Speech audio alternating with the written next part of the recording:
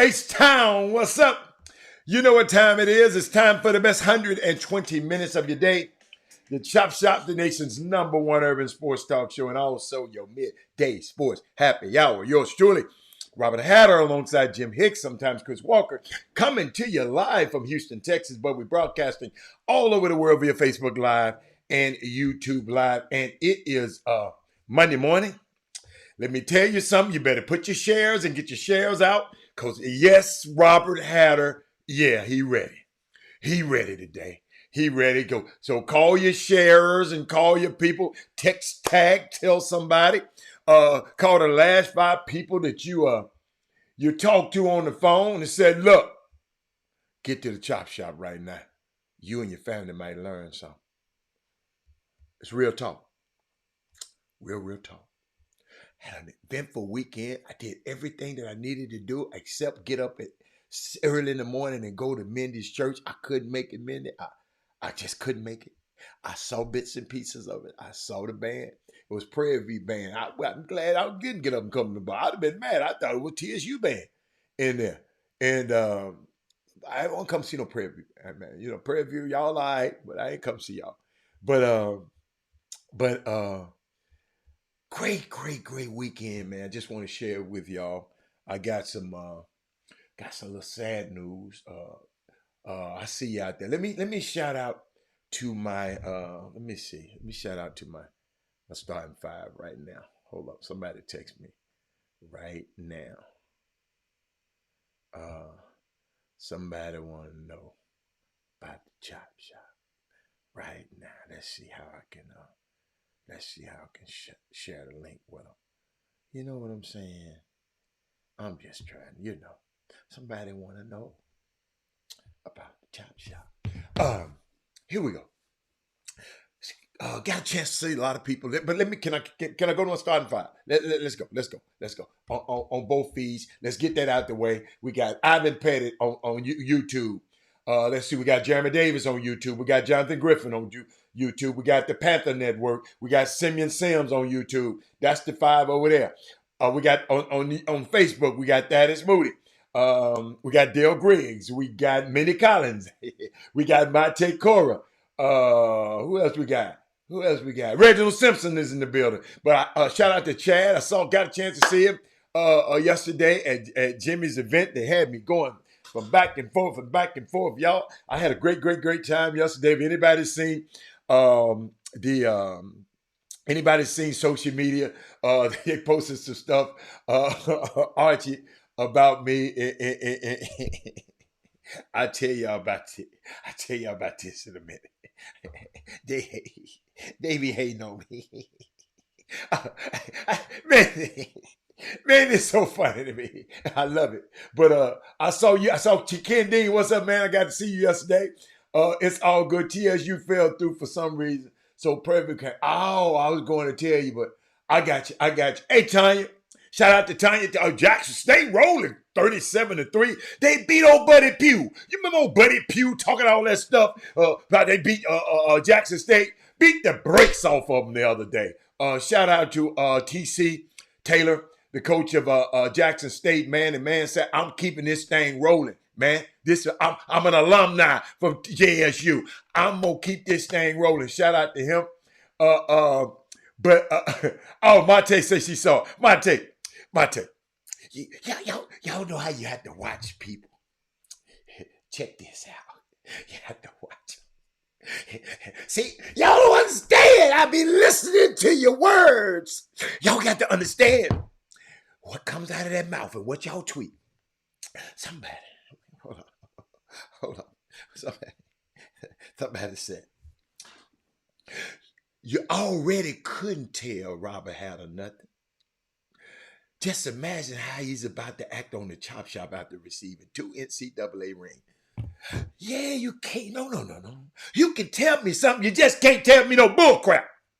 You can tell me something, but you got to have some thought in it. You can tell me something. Don't y'all ever see. Y'all been so used to telling people. Y'all know I listen to when people say little snide marks like this. You can tell me something, but let it have some substance. You know, my favorite lady in the world, Mindy Collins, my first lady, Miss Mindy Collins, she said, well, Robert, that's my opinion. But Mindy, you ain't got no facts. But it's just the way I feel. But your feelings don't get your facts and your feelings mixed up. Boy, y'all need to tweet that one. Don't get your, and tell them Robert had to tell you. Don't get your facts and your feelings mixed up. That's a good one. I wish I had time to tweet that one myself. I'm gonna give it, y'all, I'm gonna let y'all do it.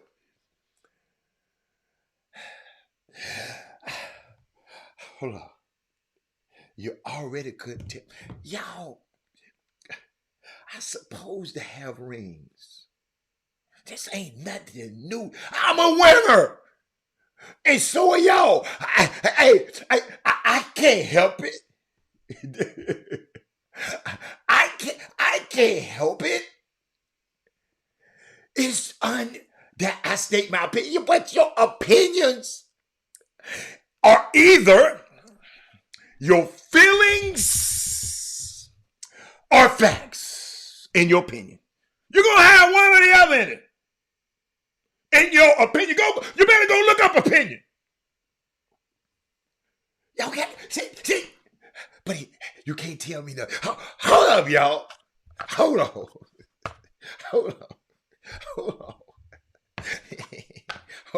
Guys, I love this game. Hold up. This was last year.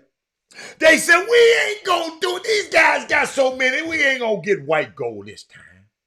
Robert, we gonna switch it out. We gonna gold it up. We gonna gold it up like that, y'all. Oh my goodness. Hey, don't hate. Y'all were the part of this. Y'all were part of the ring. Because if it wasn't for y'all, I would be on the show. They wouldn't have saw me on the show. Yeah. But as the facts change, the truth changed. I love.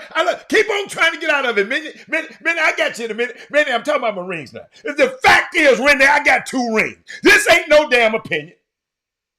Hey, Minnie, this is not my feelings. This not my opinion. There's 2 rings. Minnie, there's 2 of them. 1, 2. I love this show. Hey, everything else. You know, is anything in my eye? But y'all got to watch, man. People say this stuff, man. Little slick remarks. I'm watching. Y'all don't understand.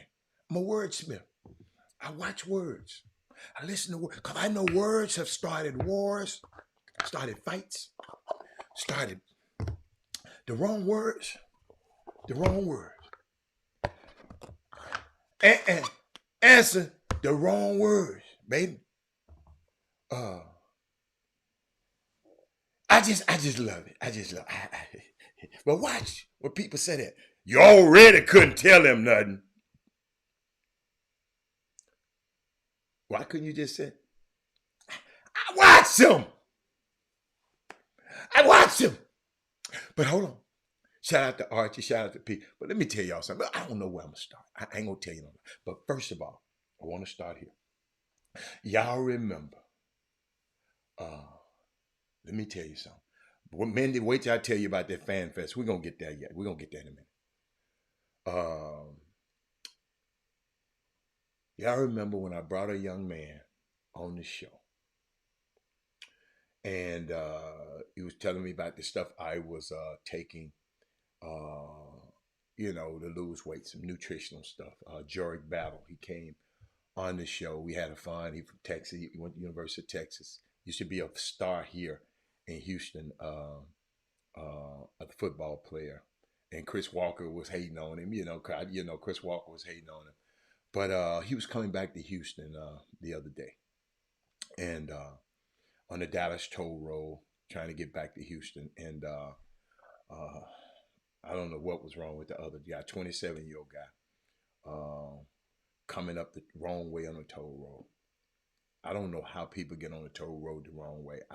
Y'all got to help me with that. I need to talk to a psychiatrist, a psychologist about this.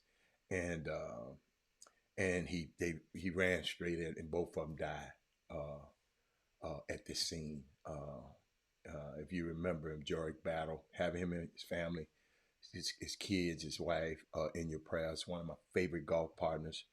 I mean, it's just told y'all over the last few years, I've met some unique people on a golf course here in Houston, and a unique group of people. He was one of them, and I just heart go out for him and his family, and heart go out for Ida Mae Bolden, my son's great aunt on his mother's side. She passed away this weekend, and a great woman. I loved her. She loved me, and condolences to me and my family, because I got a funeral to go to this week. So it's a unique time, but I know who I am and who I belong to, and I know who the hands they are in. So it gives me, I'm celebrating their life. I'm a little down because, you got to understand, man. This man I'm in a text thread with George Battle. We're in a text thread, and the text thread just popped up today.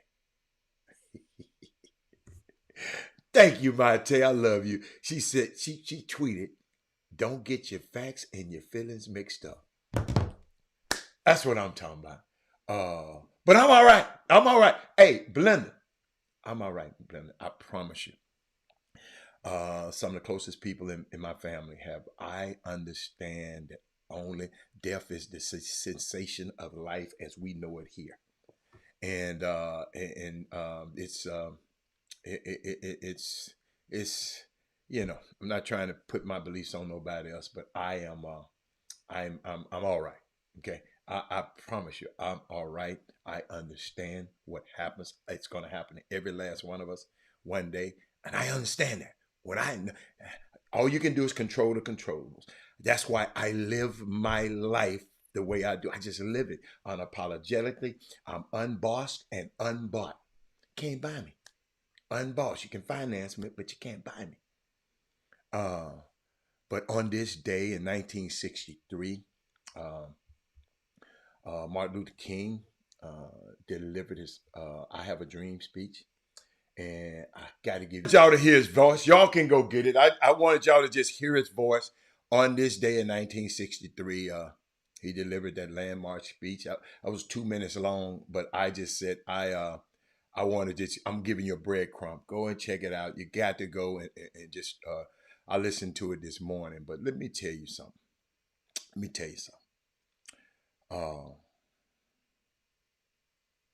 TSU, Kevin Granger, Kevin Allen, everybody over there at TSU got an A+ for me. See, I've never been experienced.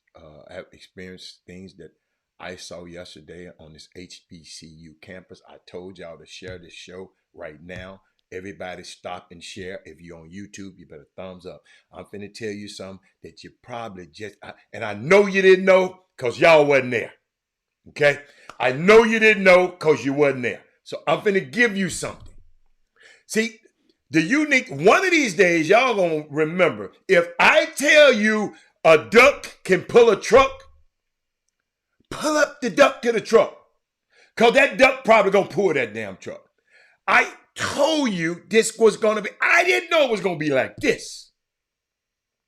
One of the most unique experiences. I've been around the world, y'all. On all 7 continents, even Greenland. All 7. Let me tell you something. What I experienced over the weekend was unbelievable. I don't even really know where to start.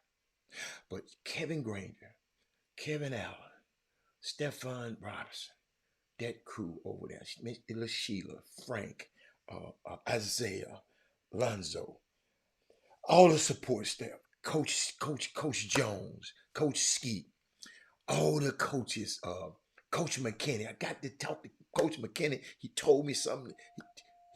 He told me something today that just kind of blew me away.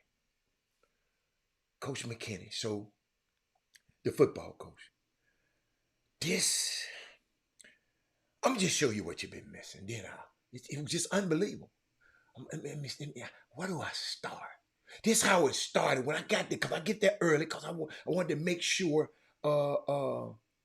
if Coach Granger and them need me, I'm there. Watch this.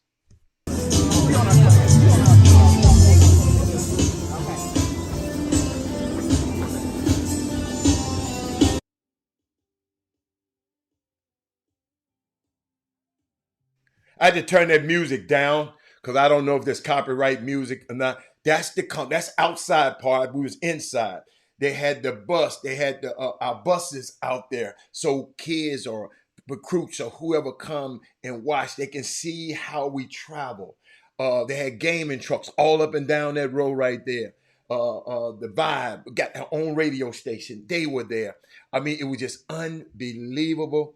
I mean, this is the start. This is the calm before the start. Let me tell you something.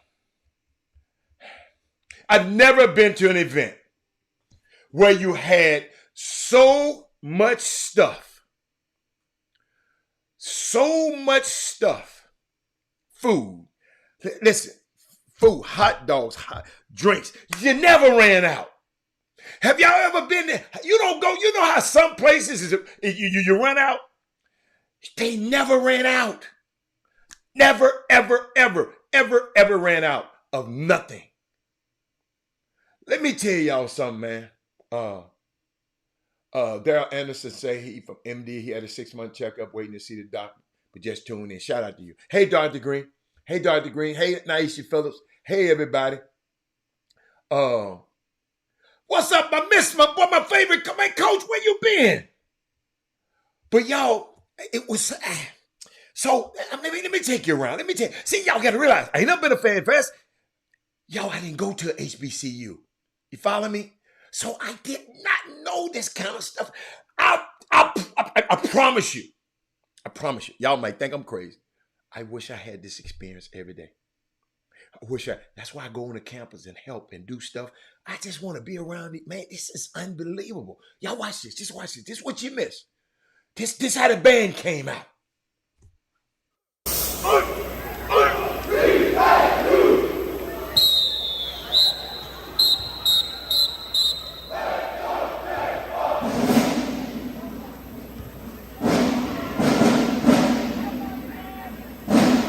I love this part. I love this kind of stuff, y'all.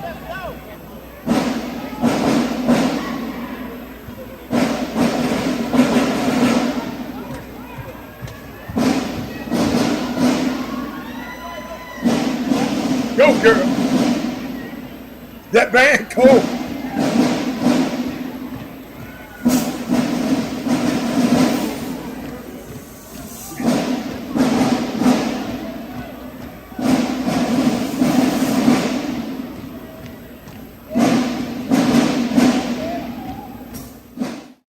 I'm gonna give you more, but like I said, I give TSU an A+. I give the community an F-.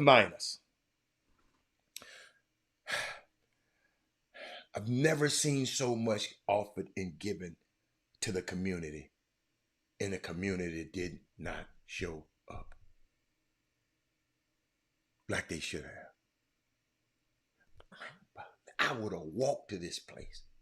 You had air on the inside. You even had fans outside under the tents. You can do anything. They had the jumping houses for the kids. You had the gaming room for the guys. You had the jumping bouncing houses for the kids. Then you can go in and meet the players. The player was so gracious. You got to meet 18. One of my partners came in there. He said, man, I've never met all of these people. I introduced him. He said, I've been to a basketball game, but I never had a chance to take a picture with Nayla Thomas and Jada Belton. and Shanice Gregory, our promising freshman golfer who's going to come here from Alabama, who's going to wreak havoc. We went in the golf assimilator because we love golf, and we went in there. We got to talk to Coach Willie Shankle, and anybody who want golf lesson, Willie Shankle is the man. If you need his number, you let me know. Willie Shankle gonna have you hitting that ball. Probably not like me, but close, You follow? It was one of the most amazing things that I've ever experienced, and I've been all over the world. Watching these students, watching this staff come together. It's nothing like HBCU. I don't care what nobody said. Y'all can say, y'all can talk about it. Ain't nothing like this. Hold on, we ain't through. Here the basketball team coming out with their box, with the rings in it. Watch this. The champ is here. The champ is here. The champ is here. The champ is here.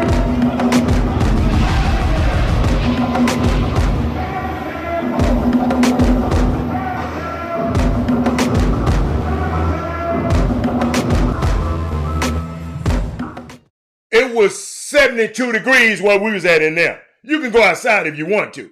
It was 72 degrees inside of there. Somebody tell me I'm not going to lie, it was hot outside. Let me repeat. The event was indoors. I'm just showing you a visual, so don't use the excuse talking about it was hot. You had your ass in that gym over there, so don't use no excuses. Just if you didn't go, you just didn't go. It's okay. I give you an F still. I give the community a F minus. No, the food was outside. You can take it on the inside, clown. You wasn't there. Just shut up, Kevin Fraper. Go outside, get the food, and come back in. All them excuses. You just didn't bring your ass down there. We didn't miss you, Kevin Fraper. We didn't miss you. We didn't miss you. I promise you. Did nobody say, Kevin Fraper didn't come, and you went to an HBCU. Shame on you. Shame on you. Since you want to get on here and run your damn mouth. I keep trying to tell you what Herb said. What you said, Herb? I think I know it out yet. But guess what? I think you can't tell me nothing. You can't tell me no bull crap. And that's what I think y'all so used to, people. You can't tell me that. You can't tell me. Hit a men's football team. Watch this.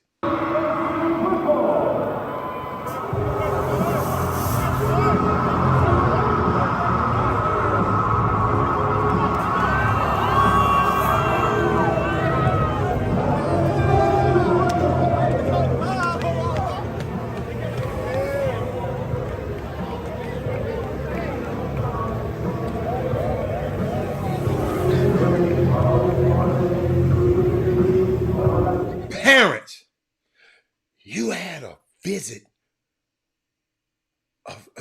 to come on the TSU campus. You get a chance to go look in the locker rooms for the football team, the baseball room, the stuff.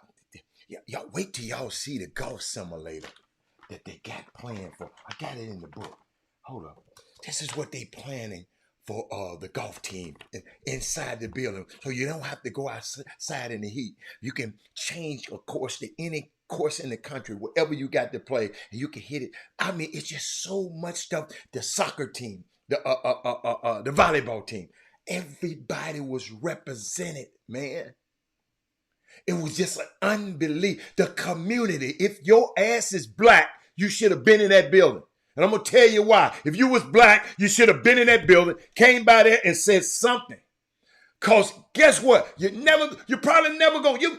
When are you going to see the volleyball girls? You ain't went to no volleyball game. When are you going to see the golf team? You ain't never went. They are the state. They are the champs. They got their rings too. When are you going to see the bowling team? No, you ain't going to never see them. But you had a chance to see all of these people. You had free food. You had free drinks and everything.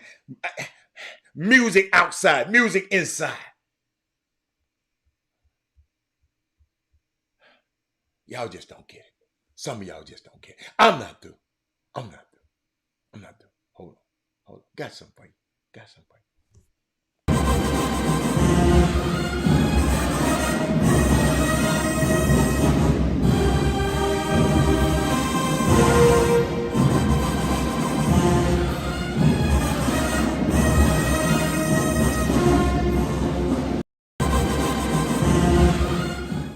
See, y'all be so tribal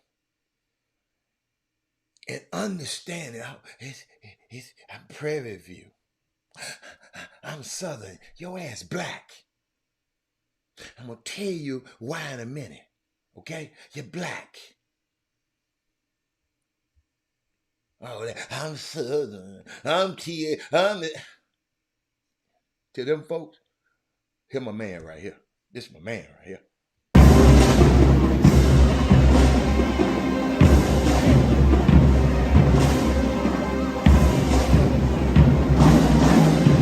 That's the women. That's the women track team behind them. I don't know what they be saying, but it really sound good. They be getting that. Y'all got to understand, I didn't go to no school like this. So maybe I'm just excited.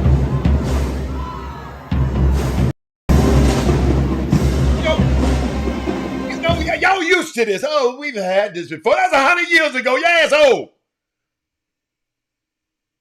Hold on. Got something else for you. Y'all know I got something else for you. Hold on. Hit the track team. Hit it.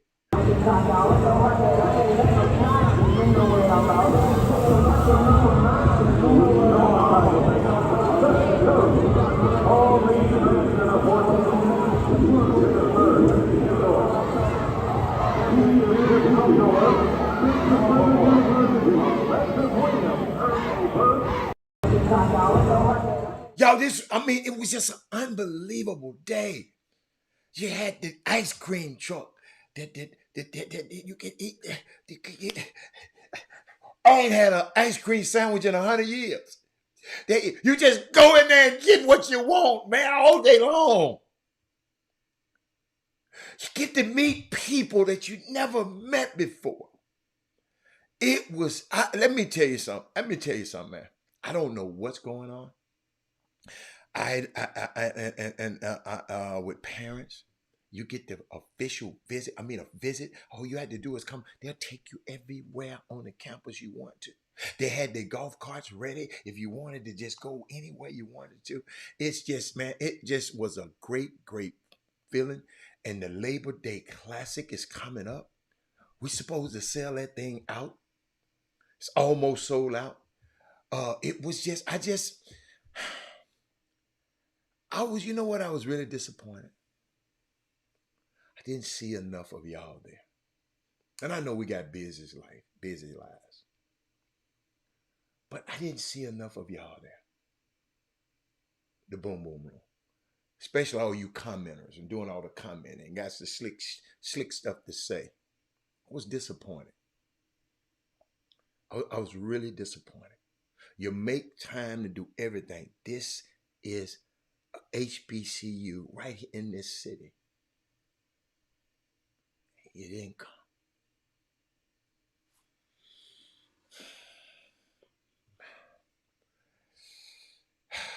I just don't understand. Labor Day Classic. During the Labor Day Classic, Solomon Bryan is going to team up with Cleopatra's.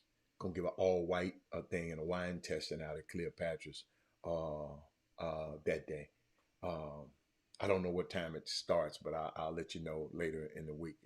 If you go on social media, you'll see the flyer. Go to Cleopatra's at SolomonandBryant.com. Two people that support this show.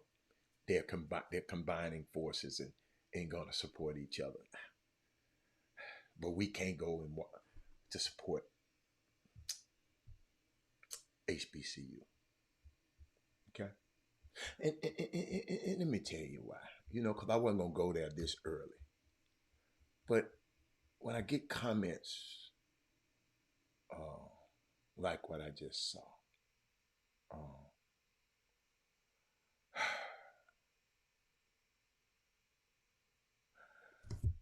we're in a space in America, Rick Brown, that really is going to require us to speak with our full chest. We used to have a saying on Chop Shop, say it with your chest. We used to always, everybody, say it with your chest, say it with your chest. And to say things 1,000% correctly. So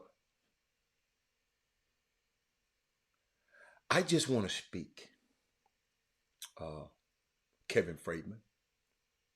I just want to speak. I want to correct the media out there. I want to commit. I'm disappointed. Nicholas Best, you don't have to be disappointed. I'm disappointed. See, do I ever try? See, this is the kind of shit. Hold up, y'all. Hold up. Do I ever try to tell y'all how to think? I don't try to teach nobody how to think. He watch, I'm going to put his comment on the board. But I'm disappointed. It's not about TSU. You think it's about TSU. I said the HBCU. See, now y'all got to start listening. That's why I told y'all God gave y'all two ears and one mouth. Listen, HBCU. Because what? Why I mention HBCU? You're going to learn in just a second. Okay?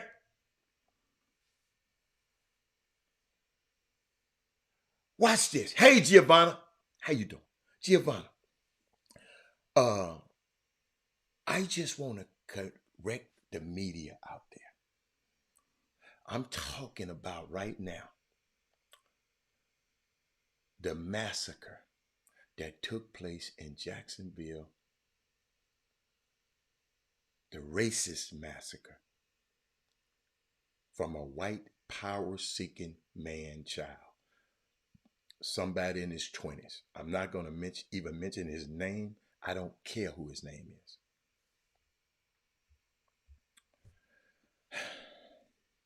This was someone who clearly demonstrated that we ain't there yet, and the youth ain't going to save us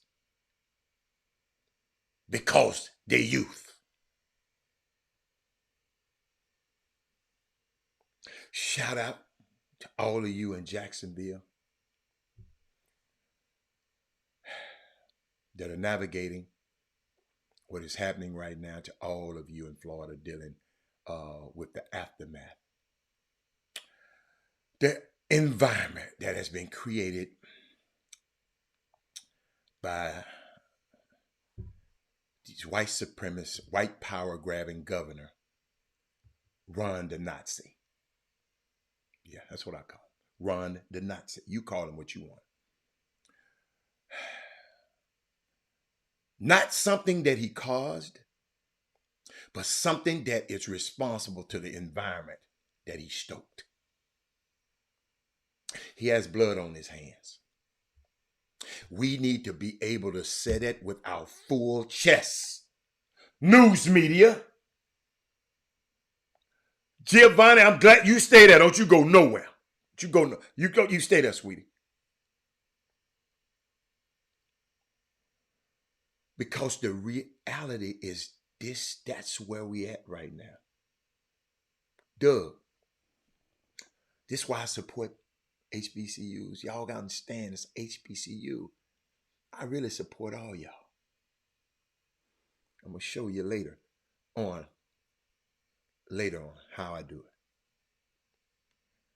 it. When you ban Black history, when you make being Black almost illegal, and the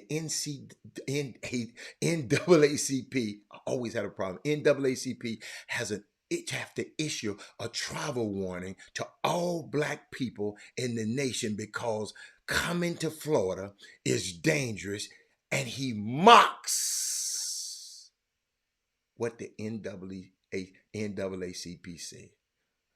Yes, Governor Ron DeSantis did. Yes. He mocked the NAACP's heartfelt, sincere, fact-driven warning about how dangerous Florida was becoming for Black people. I was pleased to see Floridians boo the hell out of him when he came on the stage. Hold up, where my girl at? Hold up, I got to show her. Where's she at? Where's she at? Yeah. Look how she looked at it. looking like Belinda, like child please. Look how she look at it. I'm gonna make it big. Look how she look at it. Stand with black mother. Look how she look at that church. I mean that dude, that guy.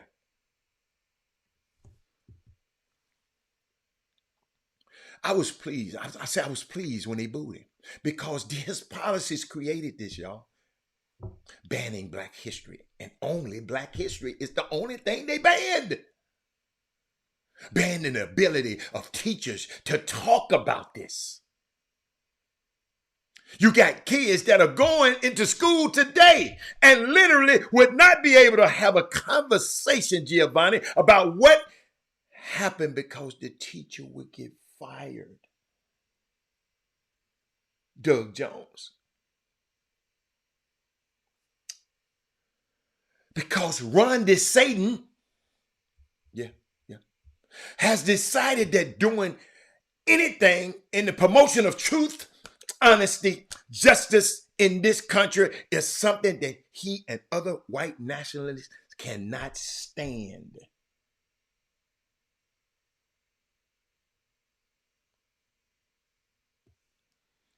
Y'all, we got to remember, there is only one race, the human race. I really believe that. And there is some of us humans who are hell-bent on doing everything that they can to seize power and to hold on to it, wrongfully and unlawfully to the detriment of all others. Y'all, this is a rough one for me. I know people in Duval County. What happened over the weekend to those who don't know? A white male walked into a Florida Dollar General store. Let's talk about white nationalism around this Satan. And what happened in Jacksonville, Florida over the weekend, and the reason this is important. Because I believe that Governor Ron DeSantis has blood on his hands. What I'm talking about right now is a massacre of black people that would have started at a college, actually. That's why I was at this yesterday.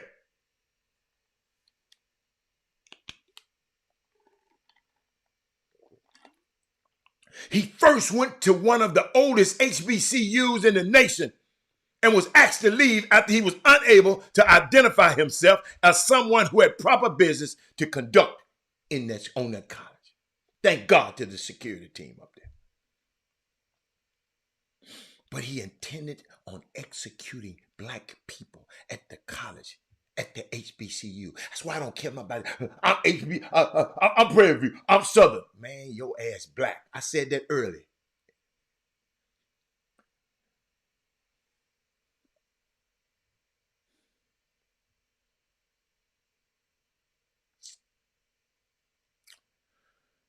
But he intended on executing black people at the college and the HBCU where babies are just going to learn how to be something. He didn't want to be nothing. And this white man whose name is going to be the masked white man to me, I don't call this, don't you put his name on my damn feed. The masked white man decided to walk into a Dollar General and kill 3 black people who were minding their own business, not bothering anybody. Variety of ages, and he was indiscriminate in his effort. But I'm going to call out Angel Carr, age 52. Call out Arnaud Laguerre, Jr., age 19. I'm going to call out Deshaun Gallion, age 29. We talk about the rise, y'all, and the return of white nationalism. That's why I'm so proud to be able to go over to Texas Southern and have a fan fest this weekend. the money and the resources that put into getting all this stuff, the lights, cameras, action, so their young kids can enjoy. And the media, I got that. We're talking about the return and the rise of white nationalism. Don't sugarcoat it. And when you have a governor, his policies are so racist. This is not, listen, don't let them sit there and watch that mess and talk about it's racially motivated. This is not racially motivated violence. This is racist, anti-black, white supremacists. I need the media to start saying stuff with your full chest. I need y'all to be saying it when y'all talking to your friends. Don't be coming up there talking about racism. No. Because the reality is, we're talking about white nationalism here. We're not talking. We're not talking about racial motivation. We're talking about a racist. We're not talking about a governor who can just say thoughts and prayers, because it's you, Governor Ron DeSatan, that have blood on your hands. You've created such horrific policies that are anti-black that the NAACP had an issue of travel warnings for black people across the country. That's one of the reasons I went to Florida. Man, I want to go to Miami bad. Not getting on a quarter.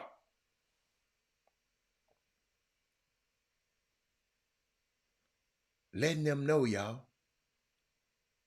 You might want to know this. NCAA said, we might want you to know what's going on. You might not want to go to Florida right now because it's dangerous here. What did Ron DeSantis do? He mocked the NAACP. He laughed. He basically said it's foolishness that the NCAA had an issue, a travel warning. Foolishness? Y'all, got to tell my people this. We're now in a time that white supremacists have been supported by governors like Ron DeSantis. DeSatan. How we know this? How I know this? There are children that are going to school right now in Florida that won't be able to talk about what happened in their state because Ron the Nazi has banned Black history. He has banned the ability for educators to even talk about what's happening. Y'all listen to me, especially you teachers. Even though we know the sunlight is one of the greatest forms of defense against this sort of white nationalist violence, we got to bring the sunlight to it. We got to show. But you can't talk about it in the state of Florida or you will get fired.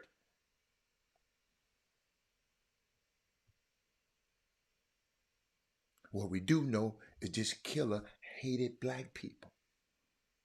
He literally said it in his manifesto. He wanted to kill N-words. He was very clear that he was a racist, Ron DeSatan.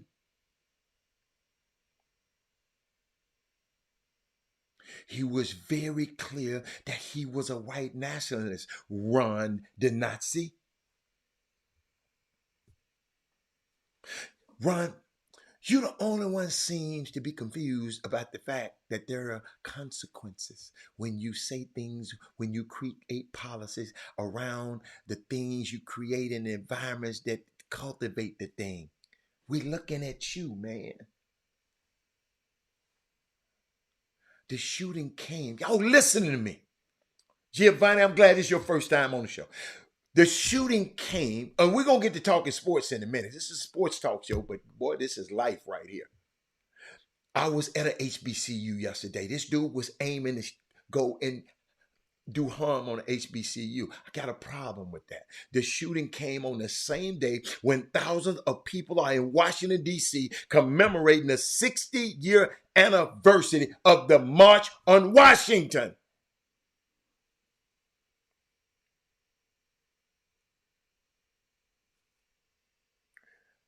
Y'all saw? Yeah. In 1963, March on Washington, when Martin Luther King, I just showed it, delivered the I Have a Dream speech. We have people who are literally battling the same legal efforts because the March on Washington in 1963 happened before the Civil Rights Act of 1964. The Civil Rights, check this out, the 1964 Civil Rights Act was a piece of federal legislation that says you can't be openly racist no more. Openly. You can't be racist when you determine who can come in your store.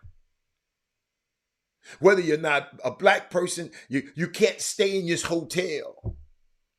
You can't be a racist in provisions of public accommodations. Mr. Woolworth. But that's why we got to show up and show out and support our HBCUs. Our kids are under attack. Ain't nobody talking about your grown ass. You washed up. You done. Go there to support the kids. That's why I give the community a F minus and give that staff at TSU a A plus. Man, thank y'all. Thank y'all. Thank y'all. Thank you, Coach Willie Shank. If you want to learn how to play golf, get in touch with Coach Willie Shankel, the golf coach at TSU. He's offering private lessons, and especially all you people who thinking about, think y'all can play. Sometimes it's good to go get a tune-up, because I always have to go get a tune-up because I'm always doing something. But I had to share that with y'all. I wasn't gonna share that with y'all like that, but then them guys got to messing with me, talking about I can't go down. It's all right. It's all right. It's all right. Just don't miss the next one. Y'all, I just wanted y'all to understand the value of what I went through. See, y'all, it was just unbelievable, man. But shout out to all those people. And I'm going to take a quick break. I'm going to come back because I want to share with y'all some. I got more. So stay there, Giovanni. Stay there, everybody. Giovanni, I got two situations here. I got two black-owned business here in Houston. It's off the chain. Watch this. Okay.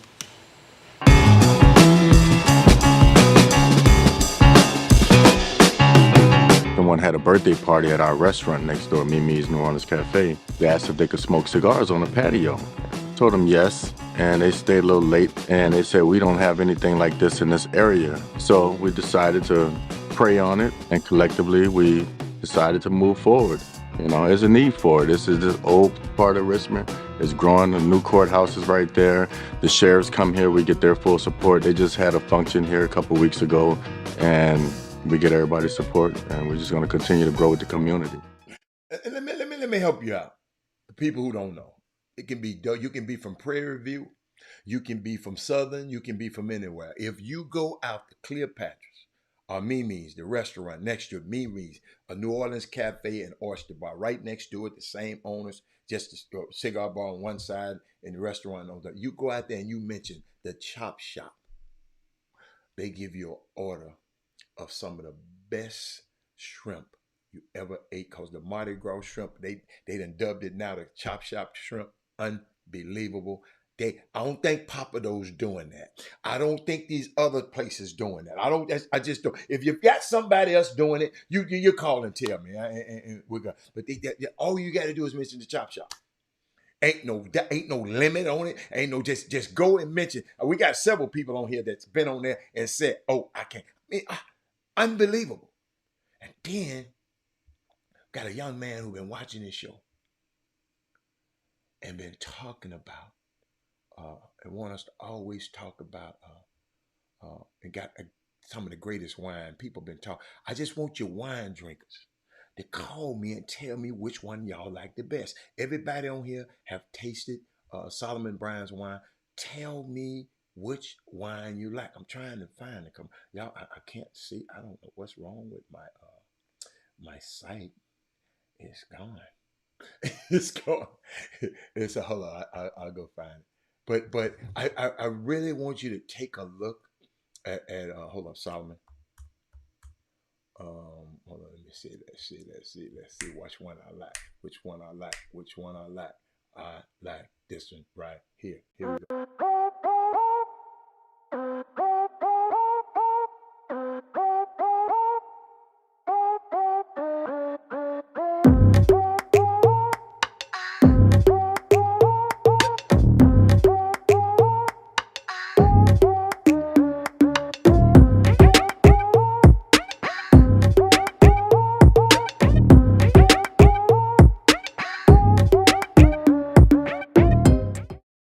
And Doug, I know you're here, Doug. Doug, I'm gonna need your help. I in one of my after coming over to the Fan Fest, I was back and forth. I went over to the Ruck on the Wood because I wanted to see some of the kids there. I didn't stay. I wasn't. I'm gonna tell you the truth. I wasn't as focused as I usually be on the Ruck of the Wood.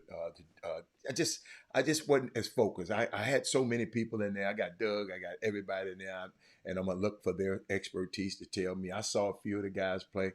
But young men, parents, what I saw, we got kids that are athletic. We got kids that are strong. We got, but their skills are lacking. They're not skillful.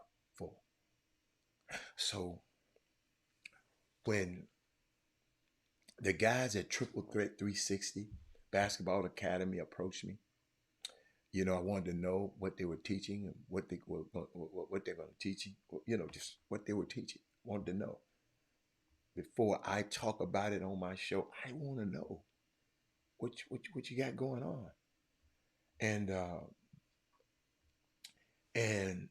when I saw what these guys had got, you know, going on, I said, hold on. Let me take a look at it. I'm trying to find the flyer. Trying to make sure because I don't want to forget nothing. But let me tell y'all about this. They just parents. You can't go play college if you're not skillful. You can be strong unless you're 7 foot, like that big 7 foot guy was in there today. See, they let the guards. Most of y'all in there were guards, and I just wanted to be. Thank you, Giovanna. But I just wanted to. I just saw them. You know, y'all got to understand. I had a son grow up in the summer basketball community. I want your son. I want y'all to have this same. Let me tell you something. What I did enjoy, I like going in those gyms to see the people that I've seen over the years, right? That I love that. But y'all got to understand, fellas, I like y'all. But fellas, we can't keep seeing. Fellas, let me tell you something. These guys were in the 11th and 12th grade last night. So 6 years ago, in the 6th grade, somebody had some of these kids on a summer basketball team. And listen to me, y'all weren't teaching them that. Because that's why Triple Threat 360 Basketball Training Academy is so important. Because they want to get you in competitive leagues, and they're going to develop a youth basketball club program. They're going to have mentorship programs and social kids to social skills programs to wear around your people. I'm gonna get you the information later because they're doing the website and all of that. I just want what I saw. It's just I look from the 6th grade to 11th, 12th grade. Who were responsible for these kids' development? Because they all around the gym. Everybody, y'all, you ought to see them. Y'all got to go. Y'all got to, the Ruck on the Wood is much see. It's must see TV. You got to be around. I mean, everybody around with the chest stuck out. My boy, I got him. That's my player. That's my player. That's my player. That's my player. You had guys going up to TCU. That's my player. That's my shout out. Shout out to this young fella here, y'all. Hold on. I'm gonna get back to what I was telling you. Shout out. I saw this young fella the other day. Let me see. I know I got his name. Saw him in Ruck on Wood last week, right? Ruck on Wood last week, ninth grader. Now, if you go online right now and keep people bragging about him this week because of what he did this week, you know. Hold on. They trying to get on the train. Little ninth grader that went up there to TCU, and evidently he did something. Well, Peyton Jones from the Silsby High School. I can't wait to see him mature. You know, mom and daddy, I hope you're watching the show. Man, don't let these people run your kids. Don't let these people like mom and dad. No. Slow down. Just let him keep getting better. Wherever he's been getting better, let's keep getting him better so his skills can be better. Because skills pay the bills. Okay? Because he got to get better. He got to get better. He got to get better. Everybody got. Kevin Durant got to get better. LeBron tried to get better. Don't think you little Johnny got it all right now. Put him in a process. If you need my help, check Chop Shop Htx at gmail.com. Reach out to me. I got you. Okay? Young fella balled out. I ain't never heard of his name. Now they talking about him. What he did at TCU camp. It was unbelievable. I was just glad, you know.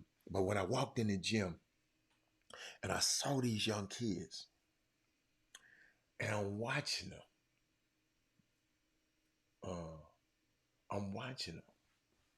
And I'm just saying. Now I saw Michael Collins. Michael Collins doing something that I haven't seen him do. Well, see, listen to me. When I go watch a basketball game and I watch a player before, the next time I see you, I want to see something that you better. Justin Mack. Oh my God. Justin Mack. I didn't know he had got. I remember he was a little old bitty boy. Jaylene said, check my son out. Check my son. She don't need me to check him out. He checking himself out. Jaylene, I noticed the calls got shorter. She used to text me, check out my son, check out my son. Now, the little dude balling, so she don't need me to help. She don't need my help. He went and got it out the wood. He went and got it out. I'm sorry, what you call it? Out the mud. I'm sorry. Shout out to them too. I remember them too. There was several other kids in there. I just didn't see enough of you because I was in and out. They called me back to go get my ring. I left. I was so excited to get over to where y'all were, watch some of the games because I wanted to make sure I saw Mike Collins play. And then I left my ring. I had to go back and get my ring.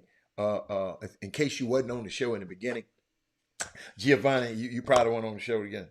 Giovanni, I'm associated with this great university called Texas Southern University, and I the color analyst for their basketball broadcast, the women and men.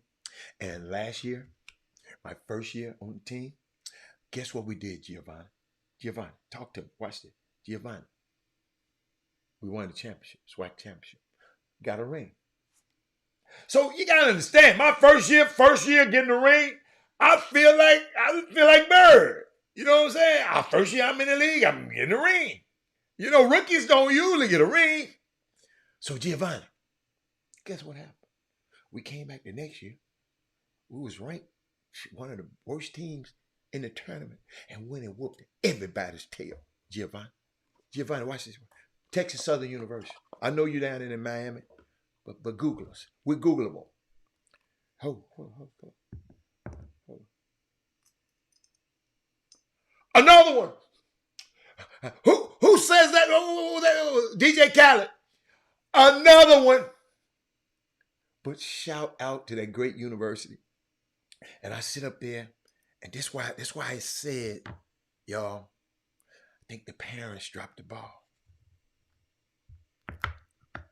The parents should have had their kids over there experiencing. But Texas Southern, mamas, I've seen those guys play. I've seen those guys practice. Mamas, I've been and watch y'all, right? Watch your sons play. Nobody out there yesterday made Texas Southern team. Couldn't, probably couldn't even make the team. And that's why I'm telling you, you got to get better. Your skills got to get better. You got to be able to shoot it. You got to be able to shoot it. It's a premium on shooting the basketball. You got to be able to drive the basketball and get contact and still finish. And our young kids have got to stop being so I don't know. They think they know it all. Not the young kids yesterday. Y'all just made me think about something. Let me help you out. I saw this. Let me get it queued up because I make sure I got it. I didn't get a chance to see him, but I'm gonna stop everything I was about to say because I see he done popped up on the screen. Some of the greatest times that I've had on this show was with this guy always messing with me. Then I don't know what the hell happened. I don't know what I did. But he wasn't on the show no more to bother me. And I want to tell him, I don't know what happened because I ain't had a chance to talk to nobody. And I didn't have a chance to talk to you, and I would love to. But it made me proud because people all over the country has been calling me, ladies and gentlemen, and asking me, man, why can't you get these guys in a room together? And I learned a long time ago, we got to be open. If your stuff is closed, you're not going to get it. But that young man, Marcus Sloan, showed me a whole lot of, let me tell you something. I know the back and forth between him and Jimmy. For him to show up at Jimmy's event yesterday, man, speak volumes of the man you are, dude. And still don't know what I did to your ass, but we'll talk about it. Cause it made me proud. It did. And just last week, Sloan, I don't know if you heard this. I was walking up the stairs with the kids that won the 27 championship at Ruck on the Wood. And those kids, well, they were happy. Yeah, they won. Other kids probably weren't happy. They walked up the stairs and I heard them talking. Last week, we was at OTR. We won that one.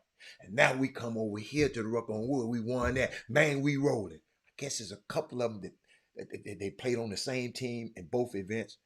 But when I saw that, that's what I tell people. The kid's okay. We got to get our grown folks out the way. We got to get our grown folks because I worried about, we got Sean, you got a son coming up in this thing. I don't know if you're going to have him playing basketball or not. This thing, I was blessed to get my son through it because I just didn't have to most people wasn't looking for wasn't trying to get out of summer basketball what I was trying to do. I was trying to get out. All I was trying to do was make my son compete. Put him in an environment where he competed. That's all I want. Because college coaches tell me, Rob, these guys be talented as hell. They get up on campus against these dudes. I never forget it. I told y'all this story. My favorite story in the world. to him. They had this drill when the freshmen, I mean, everybody on the team, I think it's preseason drill. I don't know what they do. I don't know. I ain't no college coach. But the college coach, you had a series where you had to have 3 or 4 stops. It was so damn long ago. 3 or 4 stops in a row. Might be 3 or 4 stops in a row. So you had to defensively stop 4. A freshman had to stop 4 grown ass seniors and other upperclassmen 4 straight times. Like, tell me, like me, I got to stop. I'm a guard. I got to stop Sloan. I got to stop Herb. I got to stop that 7-footer was in the building. Then I got to stop Chris McDermott. And hold up, if I don't stop if I mess up one, I got to stop 4 more guys in succession. It's got to be 4 in a row. So I never forget, I get a phone call. Evidently, Robert couldn't get no 4 stops. He said he went through about 12 stops. He said, and he just laid on the floor. And they told him to get up. He said, I ain't getting up. Players tried to come get him. He talking crazy to the player. Y'all talking crazy with my name attached to his behind. You know what the coach did? See, the parents, I hope all of y'all have this kind of relationship. The coach said 3 things. He said, call his daddy. From practice. Hello? What's up, coach? I said, put him on the phone.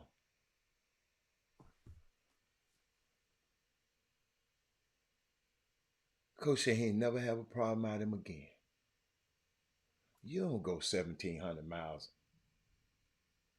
for me with my name and go embarrass my name.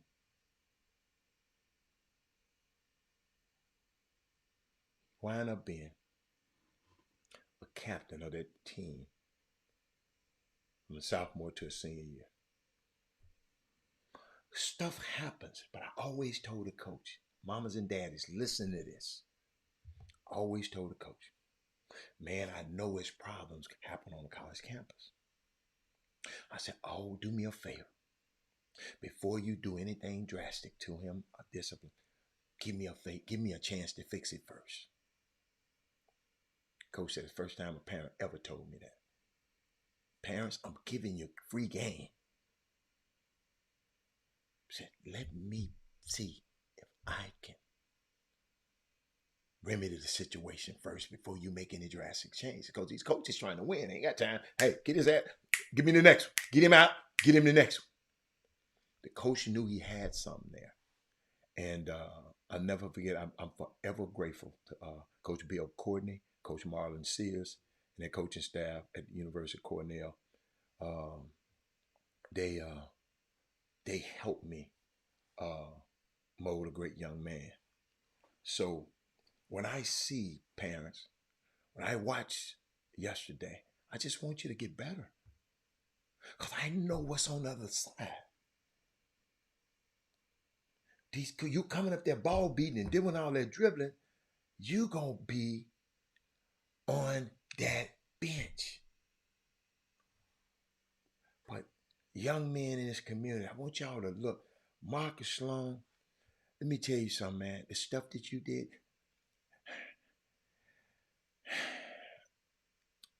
man, I had a great day yesterday. And because you showed up in that building, it was a better day for me. I had the Fan Fest. I had the Ruck on the Wood.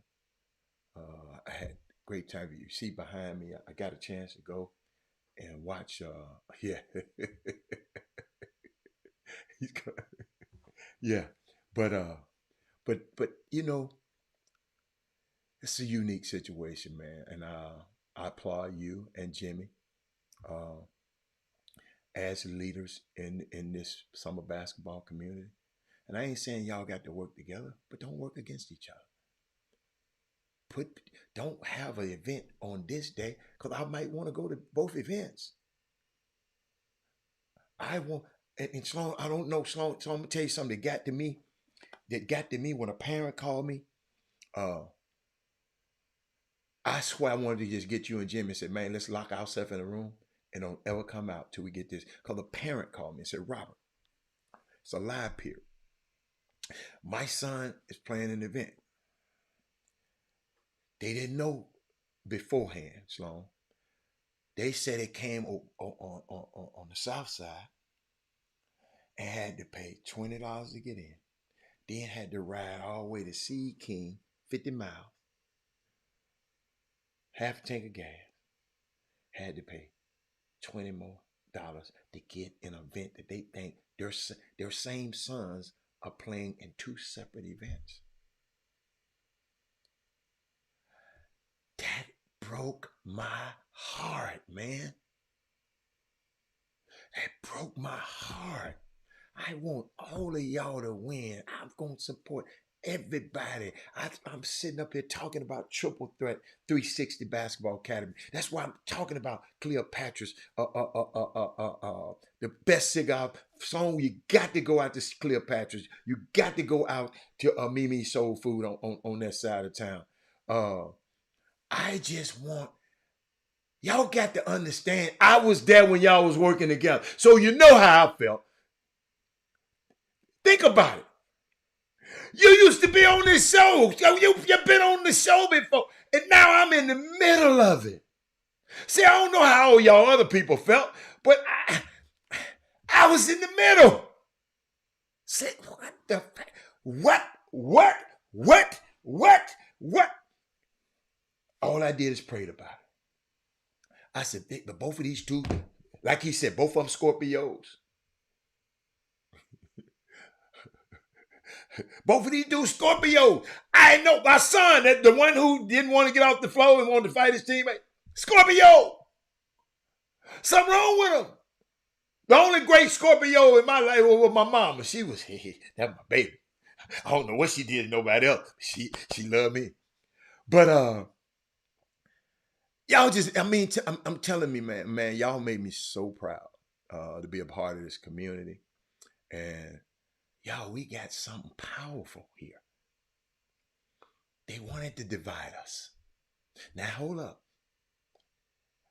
They're going to try to divide us again. But they got to come with something bigger and better than that this time.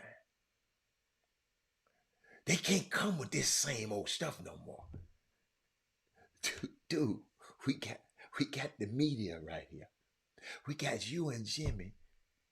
People, see, you know, like people say what they want, but I know I'm watching. This little kid was proud to play in both of y'all events. The kid was, I mean, y'all should have heard him. I wish I could have captured it. I said, wow. I walked out of that building, Sloan. I said, man, I don't know what these people going to do. Because somebody called me that day. Man, what's coach? What? They always calling me. So you don't know how many calls I got. You don't know how many calls. I said, I ain't going to say nothing to Jimmy. And Sloan probably mad at me. I couldn't. See, they was thinking that I said, man, I'm not mentioning this to Jimmy. I mentioned it one time, long time ago.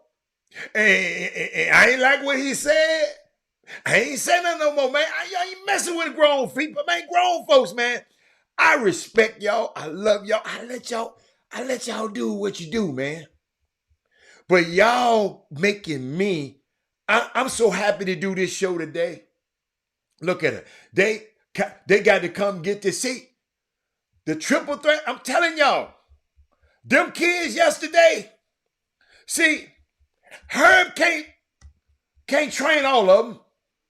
Kenneth Gamble can't train all the kids. There ain't that much time in the day. This Triple Threat 360 Basketball Academy, they got a whole academy. They got gyms. They got enough gyms to start a war. They got 6 gyms. Right last side. So then we got guys like Sloan and Jimmy. Yo, can't nothing stop us but us. And I'm so, man, you just don't understand, man. I can't wait. You got, and Sloan, if you go out to Cleopatra's, smoke a cigar, if you go out there, guess what you do, Sloan?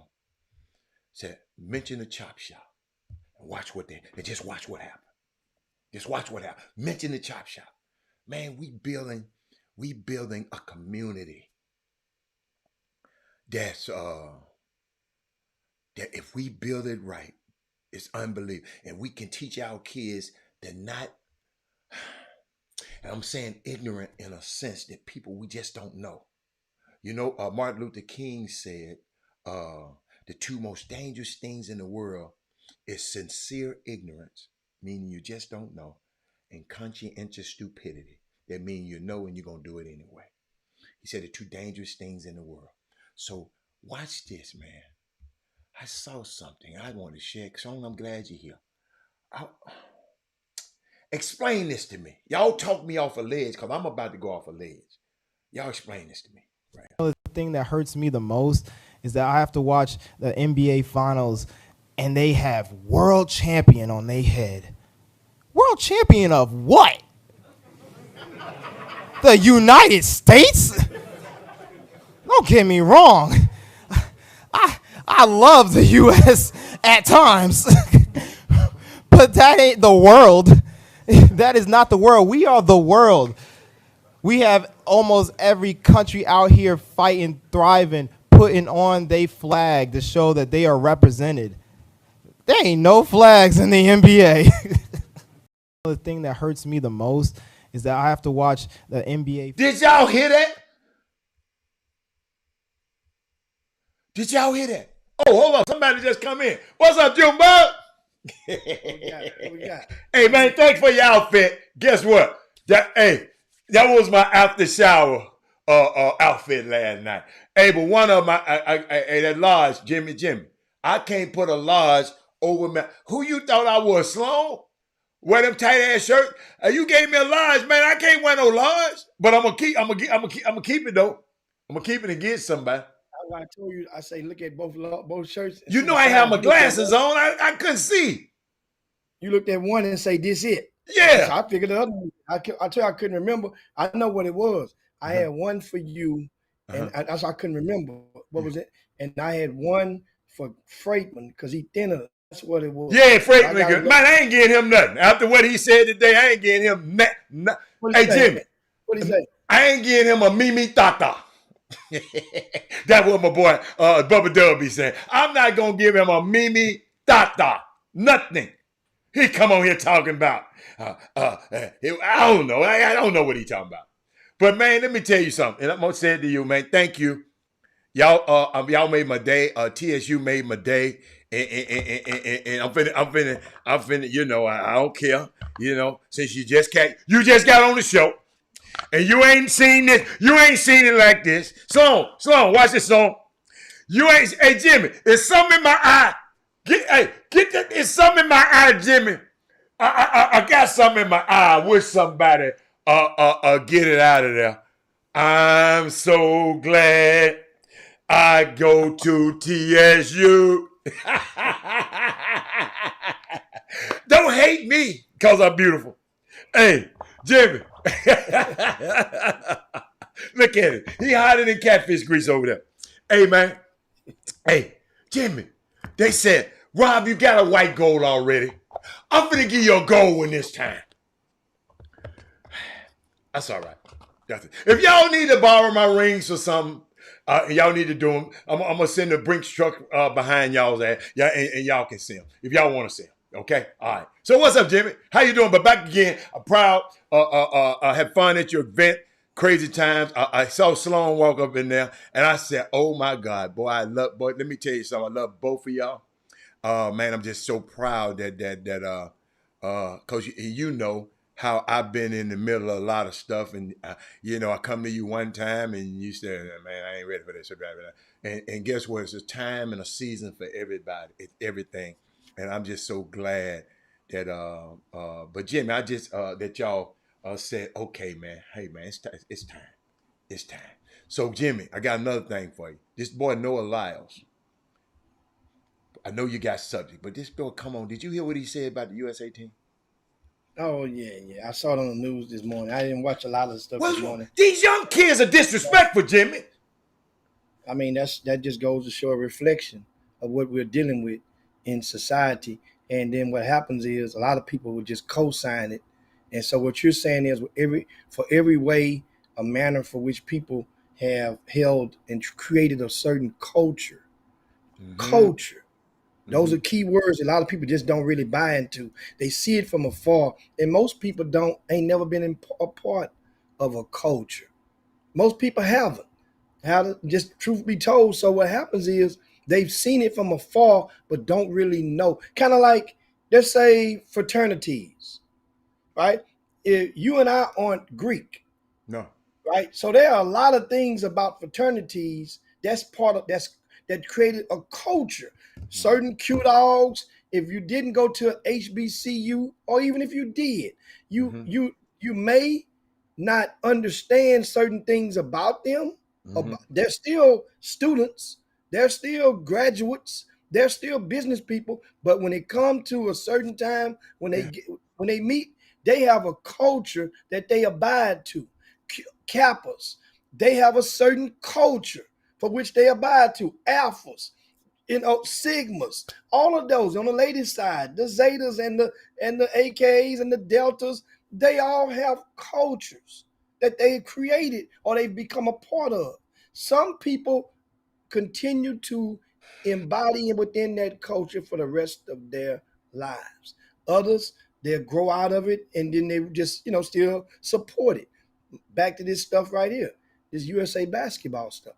There's and the NBA, this boy here, what he's done, he's basically wrote himself a ticket, a bypass, a easy tag, so to speak, on the toll road, clean out of the NBA in a matter of time. As soon as Now, opportunity. Jimmy, he ain't in the NBA. He's a runner. Oh, he's a runner. Yeah. I thought he was a player. He was the best runner over there. He was the fastest man in the world right now. He better keep running and keep winning. That's the only way.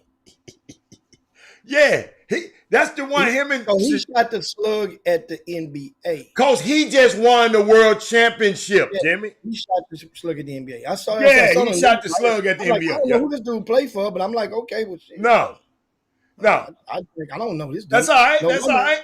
One thing, listen, let me tell you something. Track, after Usain Bolt, they have not made much of an effort to me just to put. There's no other mega star on the men's side. On the men's side. Chicago, but he is the star, Jimmy. He's the star now. I understand now. He's a star, and I'm certainly not paying attention to it. That's like right now. Say if you said golf, a lot of black folk don't know who the number one golfer in the world is right now. Right? But when Tiger was playing, guess they can tell you. They can tell you who came in second because they know who Tiger was. That's all they care about, who Tiger had to beat. That's how I am in track and field right now. When it comes to the men's side, I'm more engulfed with. When we talk to baseball, I don't know who the best player in baseball is. Same thing. And understand, this ain't a track and field show. This ain't a golf show. This ain't a soccer show. It's the Chop Shop. It's the Chop Shop. So one thing about us is that we didn't have to be superstars in those other, but understanding those other sports. But he's a contract advisor. A contract is a contract. Absolutely. No matter what you play, in any sport. No matter what, in any sport. I understand recruiting. And in any recruiting sport transfers over in any damn sport you want to go with. I understand recruiting. So you got chocolate and you got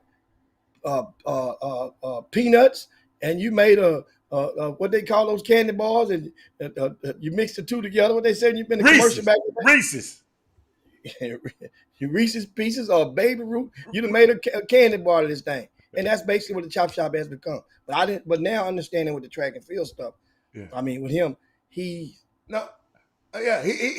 right now, he's that dude. He on top of the world. Jimmy, he did what Usain Bolt did. So what he's done basically now, he's given, it's more basketball stars than there are track stars. So you just pissed on the basketball sector. So that means when you falling, they are going to not support you. They gonna tear his head. Kevin, you know the first two. Guess who the first two to respond to him? Kevin Durant and Devin Booker. You know Kevin Durant ain't letting nothing pass. He said, man, who the hell is this guy? Who is this guy?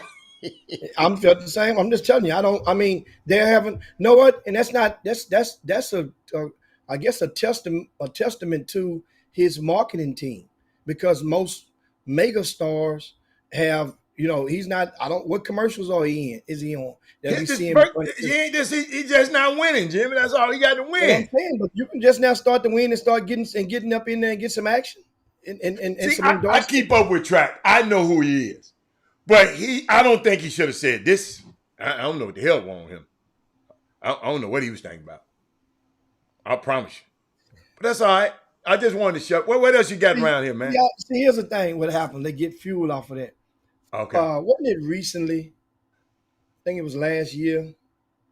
It might have been the Golden State Warriors. Somebody played against one of those teams across the water in an exhibition, and they beat the snot out the Golden State Warriors. And so you might look it up. Kevin Freeman, he quick at looking at verifying some of that stuff. I think it was last season. It was last season. They played overseas, and one of those European teams beat them. So my point is, a lot of those teams will feel like, remember Golden State was the world champion, wasn't they? Coming off of that particular year.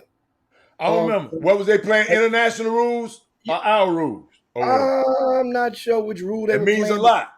But Golden State went over there and played I don't and remember lost. that. And so some people remember now, that was one of those, remember the movie Rocky when Apollo Creed, fighting against the Russian Drago, he was just messing around. Golden State probably, it didn't mean the winner of this game is going to attain the top seeding in the world. It just, I mean, Jimmy, Jimmy, you're going too far.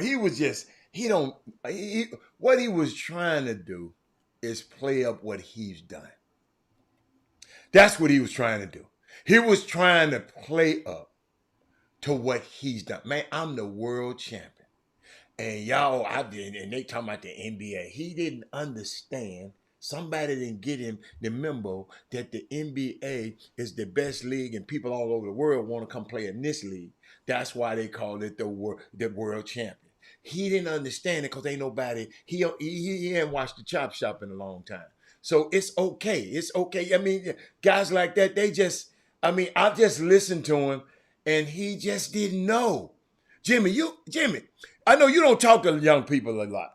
But I talked to them and they started emotion. Know-it-all ass people. Man, somebody told me to talk to their son. Man, I talked to that dude. I said, hey, player, you draining my energy, man. I got to go.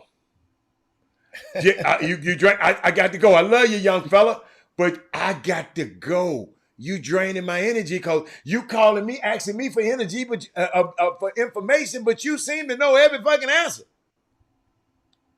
So that's the guy that, he on top of the world. Jimmy won the 100, the 200, and the 4x1, 4x100. Jimmy, right now he got the label as the fastest man in the world. So he talking stuff. Well, guess what? It might work in his favor. You just got to keep winning. Yeah, it might work. It might work. And that's bottom line. You got to keep winning because now, for every person like myself who did not know or know his name, yeah, you don't even know. Then you know it now. And that's so indirectly, that's some of the best marketing indirectly that he could have ever attained, and it didn't cost him a dime of representation.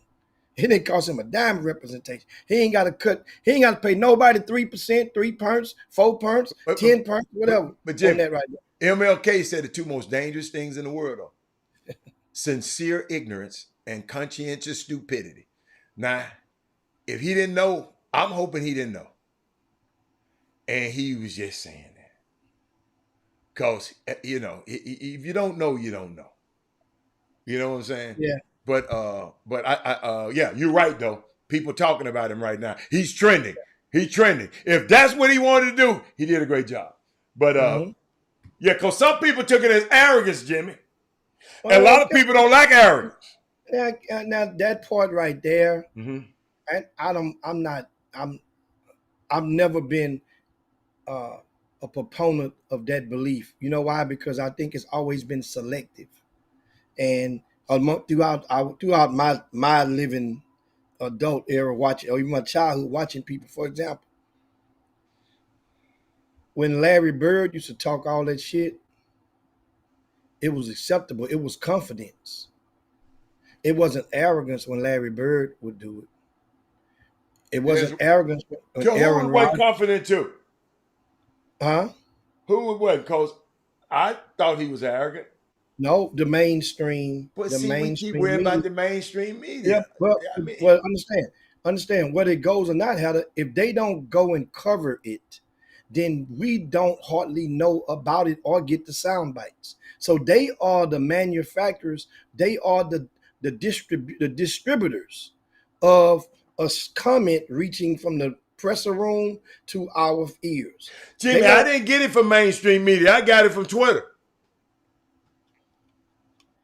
Somebody had a video that was a press conference that he was in, a post-meet presser. So if nobody's covering it from that particular channel, it doesn't reach there. That's mainstream media collectively as a fraternity, the culture of that. And remember, that was something that you fought against for 4 or 5 years. And remember, I ain't the media. I ain't the media. Well, you the media now. You the media now. I didn't fight against it. I just knew who I was. And I don't like people to put labels on me. Yeah, See, but I'm saying, but once again, when you no, talk in I'm there, just letting you they know. don't even say name. They say media. Yeah. They say but player. They say player, coach, but media. Jimmy, I got to help you out. They can call me what I want, what I answer to. See, I don't have to answer to that. That's what they can call me what I want. They want to call me. They gonna call anybody. They gonna call Melvin Dudes. This they gonna call Sonya Bill. I ain't answering to a lot of it. So that's why I just don't like no people to tell me what I am.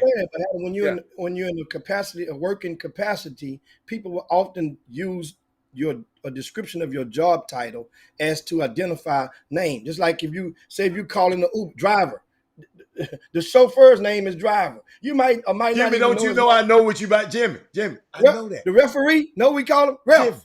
Jimmy, ref. Why are you trying to explain something to a guy that just told you I know what you talking about, but you ain't understanding me. I don't give a fat rat's ass what they say.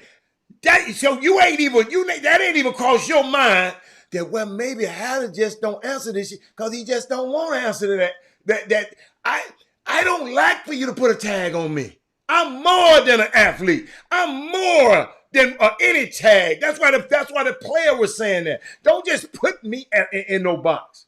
I'm not gonna allow nobody to put me in a box, no matter what they say. And guess what? They can keep saying it, but I'm not gonna let them put me in a box. And I hope nobody else. Don't let nobody put you in a box.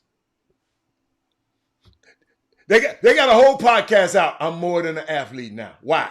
Because they didn't want people to put them in a box. Be calling me no. Just shut up and dribble. No, I can do more than dribble, baby. But keep on going. You good? I got to cut something off. Oh, I see it. I got too much. We got 36 minutes past the hour. And how many of you guys have shared the show today? I don't know. And if you haven't, this is the time to share the show to your timelines, to your groups. If you're on the YouTube page watching this, give us a thumbs up right now. I see a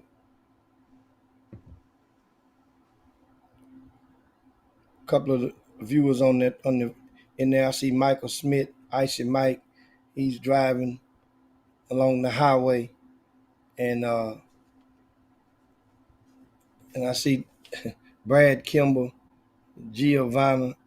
There's 2 N's, and also Eric Boone and Daryl Barnes. He asked me, Jimbo, how you get that 7-footer to enroll at Cashmere? Well, he hasn't technically enrolled at Cashmere yet, but truth be told, so you guys understand, I had this conversation twice this morning already. In case you guys didn't know, Ruck on Wood yesterday for the 11th and 12th grade classes went pretty good. It is, you guys knew already on hand, there was not only a fragmented amount of the top ranked players was in attendance.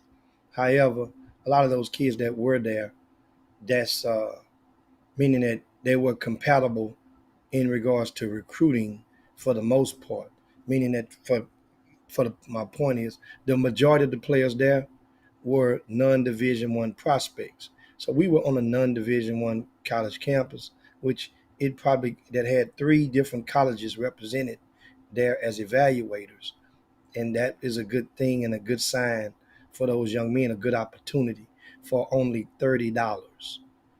For only $30, you got 3 hours of their time and attention. So you go and you break that down for your bang versus buck. $30.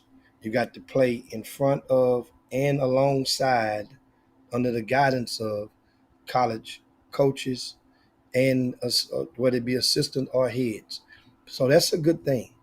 Um, we got to see a lot of people got a chance to see some players they never had saw before, some players they never had heard of before, and it's okay because the thing about it is, uh, as we grow towards an understanding that the transfer portal has created a different type of recruiting and a different type of market, and to whereas a lot of these guys, as long as they have the desire to understand, once they get to understand, look, man, I didn't invest in my body. My parents didn't invested their money into the D1, the Division One dream. As I done got to the 12th grade, I understand that it's slim to none on the Division One. Right now, I'm going to shoot for the next target, and that's a non-Division One opportunity. This is a start for those young men of their new understanding. That means you're running a different race now. Before you were trying to run the 100. Well, now it's the 60. If the 60 don't work, the 40-yard dash should work for some of them in the metaphorically speaking. So we got to see, and then guess what? I'm gonna acknowledge the winning teams shortly. But somebody mentioned it, and they had a question about a 7-footer. Yes, a new 7-footer has moved into the Houston area, and he has, uh, of course, you're gonna notice the tallest and the smallest guy in every room is going with before they even do anything. We're going to notice the tallest, the smallest, the heaviest, and the skinniest will often be known in every room. Just nonverbal communication will get you to know them. So this young man, his name is Bradley Kouassi. He's from France, and he just moved to Houston, uh, and awaiting uh, his transcripts or whatnot, his paperwork to enroll in school. And once again, his name is Bradley Kouassi. Uh, the intel that I received, of course, I had to go and verify that the young man is of age, because for me to allow him to play in Ruck on Wood and present him as a class of 2024, I'm supposed to do or go provide due diligence or vet him to do my best to make sure he's who the person say he is. We've had several impersonators that has uh, planted themselves into our scholastic basketball systems over the past 5, 10, 20 years. Hell, just about a couple of years ago, you remember a young man from Dallas was posing as a 15-year-old, and he was 23, 24 at the time. And he ended up getting a jail sentence.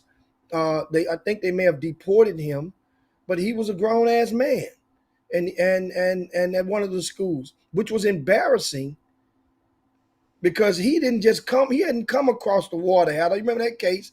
That boy had already played basketball in Florida and had moved to Dallas, to Texas, and passed off for a 15-year-old at that time. So once again, I went and I did basic vetting, meaning that I saw the name, I looked up the name, And they say he played with the France international team recently. I looked it up. Sure enough, that name match and that face that was on that roster matches the young man once I saw him in person.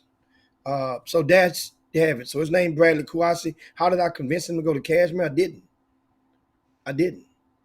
So let this be known to you guys. And this is a good question because a lot of people insinuates, and there ain't nothing wrong with that. I remember having to go through this stuff a couple of years ago. How do you remember my little nephew moved from Shreveport, Louisiana, and moved and came and lived with us and enrolled at Seed King High School at the time, about 5-6 years ago. And first thing they went to running, Jim Hicks got his nephew coming to the school. Oh man, he's gonna be like as though this kid was a basketball star. Come to find out, they didn't know. They found out during the UIL hearings, he was a young man who's one of the very few people in the world that's had escaped 2 point blank drive-by shootings in Shreveport in the car with his other cousins. And he had to get the hell away from that town. He wanted to get the hell away from that town because he was that one cousin that wasn't gang related, but he was gang affiliated by his kinfolk. So he wanted to get the hell away. So he wanted to graduate. He wanted to go to college. So the safe haven was to come to Houston. So back to this young man, right? Back to this situation. People would think because the guy went going to kid that he may go to Kashmir that I directed this. No, I had no idea he was going to Kashmir. I got a phone call and say, man, they got a new movie in maybe coming. I said, well, let me know when he touches his feet on the campus. Let me know. And if he does, when he does, then we'll get him in Ruck on Wood so I can get an eyeball on him. And sure enough, the young man came and did a walkthrough at Kashmir. One of the staffers informed me that, hey, he's on campus right now, and and then went from there. But no, I had zero knowledge, which I'm glad, because that way now it wasn't about what I did or if I didn't do to convince him to go to a certain school. I don't do that. I don't get in that deep with situations on kids. Once upon a time, many moons ago, maybe, but I don't do that anymore. Guys, I'm in a different room right now. I can care less what high school these kids go to. I keep telling y'all this. I could care less.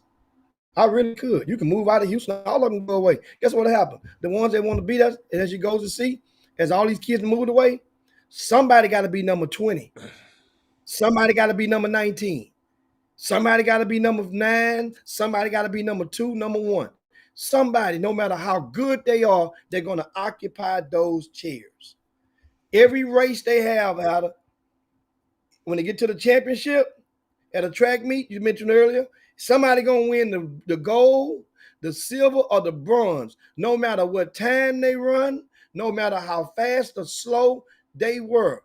As long as they can beat the rest of the heat, they will get those merits. So this young man, want to get that straight. I had zero involvement in this young man enrolling in Kashmir. So what happens is, if he does and stays there, that could be the beginning of a different trajectory of their program. It could attract somebody else because he's in 12th grade. So you ain't got to worry about him going nowhere else. Where else he going to go? Once he enrolled, he's in there. Now, how good is he or how good he's not? No, he's not a high major prospect. He's 7'1", and he rebounds most balls that come within his range. He doesn't fall down. That's why I tell you how a long time ago I judge the taller guys by the equilibrium. It really does matter because that's like learning to keep your balance. He doesn't fall down much at all. So that's a good sign. That's a picture of Bradley right there. That's the 7'1", and that is inside the gymnasium of Kashmir High. He's not tiptoeing at all. No, he's not tiptoeing. So that means, and he's playing. Kashmir is classified. That's a 4A classification. Their team is this year is definitely going. Remember, Fur is going to take a hit. Fur was it was Fur and Yates in that district last year. I mean, Fur and Booker T. Washington in that district last year battling for first, right? Fur is going to take a hit. Then you have teams like Booker T is going to be there still. You have Wheatley, Cashmere, teams like Sterling, and teams like, but Cashmere is already a projected playoff team this year. With him, that just solidifies them as a team that's good enough. They're in 4A, remember now. And if kids can buy in with a 7'1" kid, my point is I keep stressing 4A, what's the average height of the tallest guy on each one of those teams that they're going to play against? The average height is going to the tallest man is going to probably what, 6'4"? You have a young man like Chris McDermott.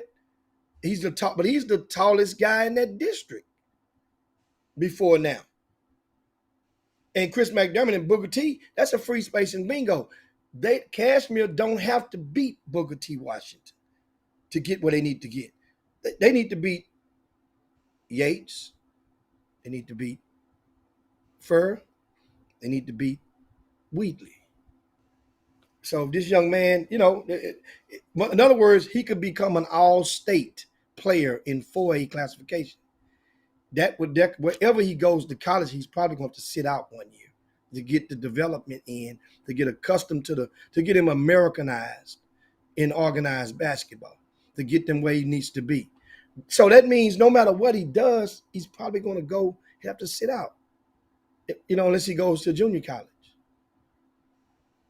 And we'll see how that goes. Remember now, I'm just loving the fact that now here's what Houston should do, Adam. No matter what, there's going to be college coaches now that's going to come into Houston to get an eyeball on this young man to see what in his open gym. There's going to be some coaches going to stop by just to see. Let me get a look at him and see, because we can use him 7'1" and red shirted. Do you follow me now? So plenty will come through. So as they come through, if he does go to Cashmere, then it's my job now to let that college coach know, Coach, since you're going to Cashmere, you might want to stop over at Wheatley, right? And because Wheatley got one or two that you might want to check out, because you're getting off on that exit. You see? Might as go. You might want to stop over at Booker T. Washington now, because if you like him, then hell, you might like Chris McDermott, who's right now. He has offers on the table, but Chris just, when he's going through and has official visits set up, I think North Texas is coming up for him. SMU is offered. But at the same time, if some of those schools are interested in him, then one, they may be interested in the other. And but that's a good thing. But let's talk some Ruck on Wood, y'all. I said I was going to acknowledge the champions, and I will do so. The class of 2025, which is it was a team 4 won the championship, and I want to give a shout out to these 8 young men for winning 3 straight games in the bracket play, and that is Zach Sales from Kuntz High School, Robert Green Jr. from Iowa Colony High School, Jordan Clayton from College Park High School, Jacob May, he's homeschooled, Justice Bledsoe from PSAT Academy, Bryce Goodwin from Fulshire High School, Demond Matthews from Summer Creek High School, and Dalen Dalcour from Iowa Colony High School. They are the 2025 session champions of the Ruck on Wood. In the 2024 class, which is the seniors. You guys share the show right now. Some of these people, parents or something, could be at work and want to see or hear their baby's name called on the Chop Shop. We're about to mention the champions of the 2024 class. Um, Sir William McDuffie from Cy Ridge High School, Jace Jeffries from Concordia Lutheran High School, Adeniyi Ugunlanya from Elkins High School, Cooper Harworth from Westbury Christian School, Elijah Flowers from Lamar Consolidated High School, Bryson Elmore from Sterling High School, Chris McDermott from Booker T. Washington High School, and Julio Cisneros from Dobie High School. Shout out to those young men. They were the only team on the afternoon, regardless of class. Well, actually, the only team, period, in all 4 sessions that actually won every single game they played. So they won 5 games on the afternoon, both pool games and all 3 bracket games. They were team 9 on in the senior classification. So mentioning, speaking of that particular session, I watched that team play about 3 times. That's one of the good things. That's why I tell people about winning. It doesn't really matter a lot, but it does on the big end, on the end things of the because if you the more you win, then the more people has to pay attention. Whether they like it or not, they got to pay attention if you keep winning. And one young man that didn't have to come, but he proved that he loves to compete, because not only did he come this past Sunday, Adam, he's one of the very few who came to Ruck on Wood all 4 years and played. He's played 4 consecutive years of Ruck on Wood. So what does that tell you about a person who want to come play an open gym at the end of August, right? For 4 consecutive years at different intervals, different locations. Excuse me, guy, rubbing my eye. What does that tell you about it? Yeah. He just liked to play in the Ruck on the Wood. He want to. He And loved. get what? He And get loved the. what? And he consistent. He consistent. He's won 3 championships at Ruck on Wood. That matches the record of the most Rucker on Wood championship. That is, well, Doc Nelson, Ricky Doc Nelson Jr. He won 3 championships. He and Maxwell Evans won 3 championships at Rucker on Wood, if I'm not mistaken. I know Doc Nelson is the one.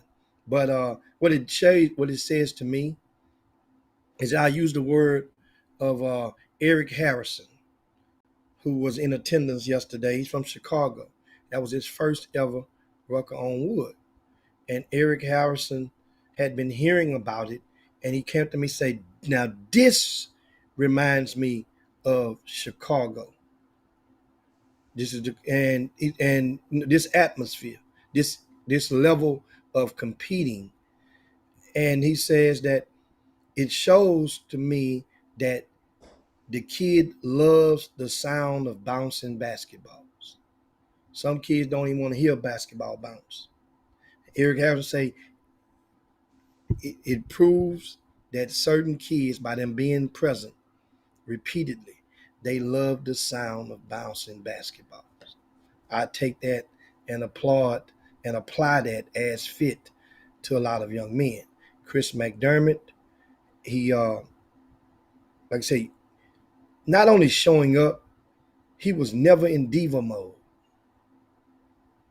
He was never in diva mode. He got there and he came there to just ball, came to play. I saw one game out of when, I swear to you, them little guards did not. It's like they were purposely just not passing him the ball during a session of one game, and I'm sitting there shaking my head like, do they not understand who this dude is in comparison to them in their class? He's the measuring stick in this area for the class of 2024. He's the measuring stick for his productivity. I'm talking about, not recruitability, productivity. If your ass come up in there, he will block it. If a rebound come off that rim, he will get it.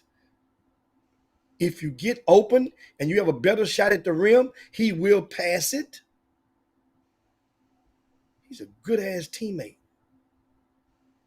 Chris McDermott is. And what happened is people will have him say, well, man, he just saying that, man, because he came. No, I'm saying that because he came and he played and he showed up. And his team won another championship. Without him, they don't win the championship. What are we talking about? We're not, see, and this is not a diss at those who didn't come. If you got that, what they call it, Monday morning quarterback buyer's remorse syndrome, I know how this stuff goes. How do we see it every year? Everybody who don't come, I told y'all what was going to happen. They're going to be glued to their cell phones, scrolling through and checking out the scene for everybody that was there. And misery loves company. So if you wasn't there, then guess what? You validate your feelings by once you know that another one of your top ranked guys wasn't there. Well, okay, cool. See, yeah, I knew it. But then you still would have wanted to be there. And here's the deal. Certain players in this city and certain families in this city, y'all understand that there's politics in basketball. So why come when it comes time for politics to play itself out in a situation that you act surprised or you act like you're just such a victim and you act like it's so wrong?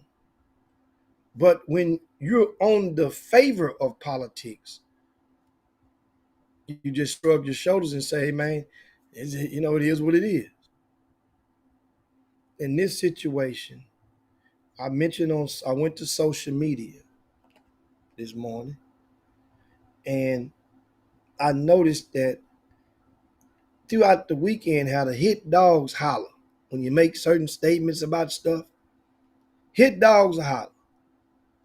And there's one statement I made on social media was in reference I said, I can just paraphrase it, that I'm not going to punish any kid for not coming to Ruck on Wood. Right? But I will reward, right, those who come and support this platform and show and do what they're more than what's expected of them. In some form of fashion, I'm going to reward somebody with just a picture in the magazine. And for those of y'all that don't know, Ruck on Wood is also a photo shoot. It's a photo shoot as well as an open gym. And what the photos does, these photos go in two different places. Adam, in the magazine, you see where these articles are, right? I'm lagging a little bit. I'm lagging a little bit back. That's all right. Ain't nothing we can do about it. Just keep on. You good. We can hear you good. You can hear me good? Yeah, you perfect. But in the magazine, I just showed you guys, and I'll show you again. I attempt to. These pictures, you know what they all have in common? Let me see. They were taking that Ruck on the Wood. You see the background? You see the background on these pictures? They all have one thing in common. They were taking a Rucker on Wood. So and other things you might not even know that some of you might not even read the magazine. You might not even know it exists. That's fine. We have another one coming out in November, right? And you look at these pictures, of the rankings of the kids, look at the background. The background, all of the backgrounds are from Rucker on Wood. So my point is, we're going to reward kids who showed up. Not every single kid may get their picture in the magazine. Maybe not. But there's going to, for the most part, 99% of the photos that goes in that magazine for the rankings and the district previews will be players who attended Rucker on Wood. So if you make a decision to not play, that's on you.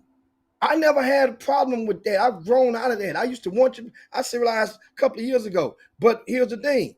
See, because I think it started, Hatter, in class of 2008, 17, 18, or was it 19? Jayla D. I remember that name. I remember inviting Jayla D. And Jayla D. His dad showed up. They showed up, but they didn't play. They were in diva mode. He was like, "Man, we can play. Can we play up?" I say, "Nah, you can't play up. You play with your if you play up as 11th grade, who you gonna play with as 12th grader?" Well, nah, we just gonna come and support it. Okay, I get that. I ain't mad at you, but you come there and you can get your photo taken. So if you don't have the time to invest in coming down to get your photo taken, then that's a nonverbal statement to me. If you don't make a phone call or respond to my to Doug's text messages or whatnot, or invites to say, well, we're going to be here, man, we're sorry we're going to this or that, we're good, then it means it says something. And so one of the tweets that I put out this weekend also, and on that particular tweet about, I'm not going to punish no kid who didn't show up. However, if your ass was number 10 and 11, 12, and 13 showed up and 2 or 3 of them did well, then they're going to get advancement. So by default, you may end up at number 12. But I didn't drop you, so to speak. I just advanced those. You can look at the glass as half empty or half full, but it is what it is on that. This thing right here, everybody, you had one weekend, you had a guy that a consultant Under Armour out of Wisconsin, Ike Wilson, flew in town for Rucker on Wood. He studied it. He sit there for 2 sessions and he took notes and was like, okay, I see how this goes. And he's bragging to his people back town how we got it going on down here. This past weekend, Chad Groth, with area codes basketball, he covers the country. He flew in town specifically for Rucker on Wood. He took notes. He watched the action, gave a little love to a few players, and he's wondering, how can I get one of these? I want to get one of these in Phoenix, Arizona. And I explained to him, start small. Start with 1 court. Start with about 20 kids. You know what? You start with that. That way you can control it, and that way it's good. You don't need, this is Ruck on Wood has been going on since 2001. We are still fine-tuning things about it. My goal is to get to the point where I can watch every game. But I still find myself in event operator mode. I got to make sure that this is going to go like this. Let me get these copies printed out with the rosters on there quick enough for everybody to be able to put them on the wall. Let me make sure it's another problem needs solving. Let me make sure that when session 1 is over, that my staff makes sure that they put them jerseys in the washing machine in the dryer, so at least we don't go home with 200 stanky ass jerseys. I'd rather go home and just wash that 100. when I get back home that night. Those little bitty things like that, making sure that everybody's good, making sure everybody's paid before we leave out that building. That's one of my mottos. Everybody get paid before we leave there, unless you request and we meet. We thanks to the Cash App Society. But I want to just get that out there about this, and I have somebody. We had players from other cities as well at Ruck on Wood. Did you know that?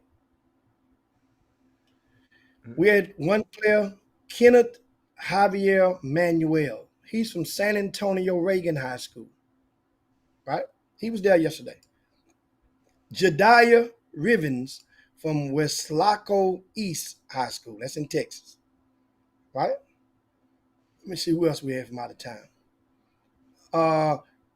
Aziel Garza from Robert Vela High School, and Robert Vela High School is down in McAllen area. He drove all the way to Houston to play an open gym. Are y'all getting it? Another kid came with him, EJ Avalar from Robert Vela High School, right? That's down there in the McAllen, Edinburgh area. Those are just a couple of. Plus, we had another kid, Zion Rodriguez. Yeah, he showed up from West Laco East High School. We had that's just 5 off the top of my head. And we also had another young man. I'm saying he just moved to Houston. They talking about the 7-footer, Big Bradley Hatter. That was another 7-footer that came into Houston. Just moved in last week. His name is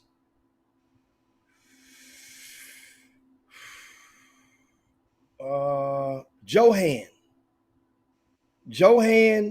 Cardoso Zayas, Zies. Jordan Cardoso Zayas. Guess where he's from, Adam? Germany. I have no idea. Huh? 6'9", 10th grader, from Germany. He played on the German national team. He just moved into Houston. His father or guardian, is his father. Because I'm looking at the text message from his dad. He said, my 15-year-old, 6'9" son, right? And he will be enrolling today at Houston Lamar High School. How good is he? That doesn't mean, you gotta realize we've been through this before. We've had guys that led their national team in scoring that came to Houston and were just role guys when they got here.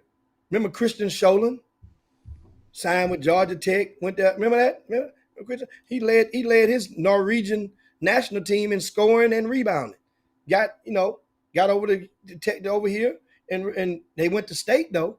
Katie Tompkins, I think he played with, if I'm not mistaken, played with Bieniemy in those boys.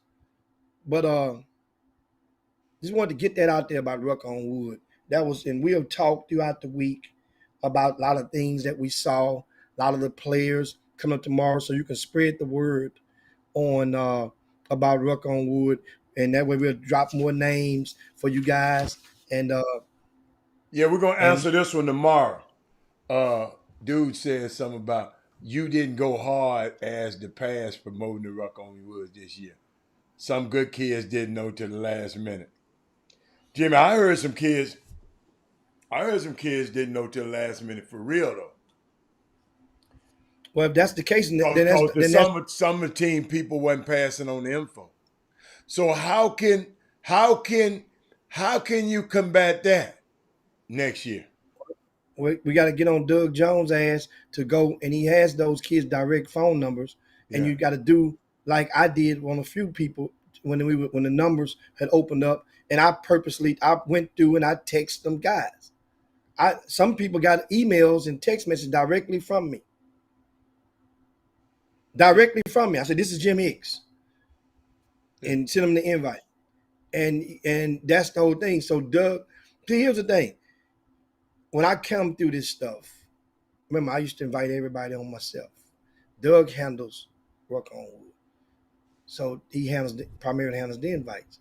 He just got to understand you get better. When you know better, you do better. You got to go directly to the top players. The top players, you got to go directly to the top players. Can't send it to and the top players. Once again, you got to call them directly. That's the respect of the game. Let them know, hey, look, man, here's the deal. Then that way you can find out, well, man, I got an official visit on this weekend. I'm going to this camp here. That way you can find it out. Or they can have time to make that decision beforehand.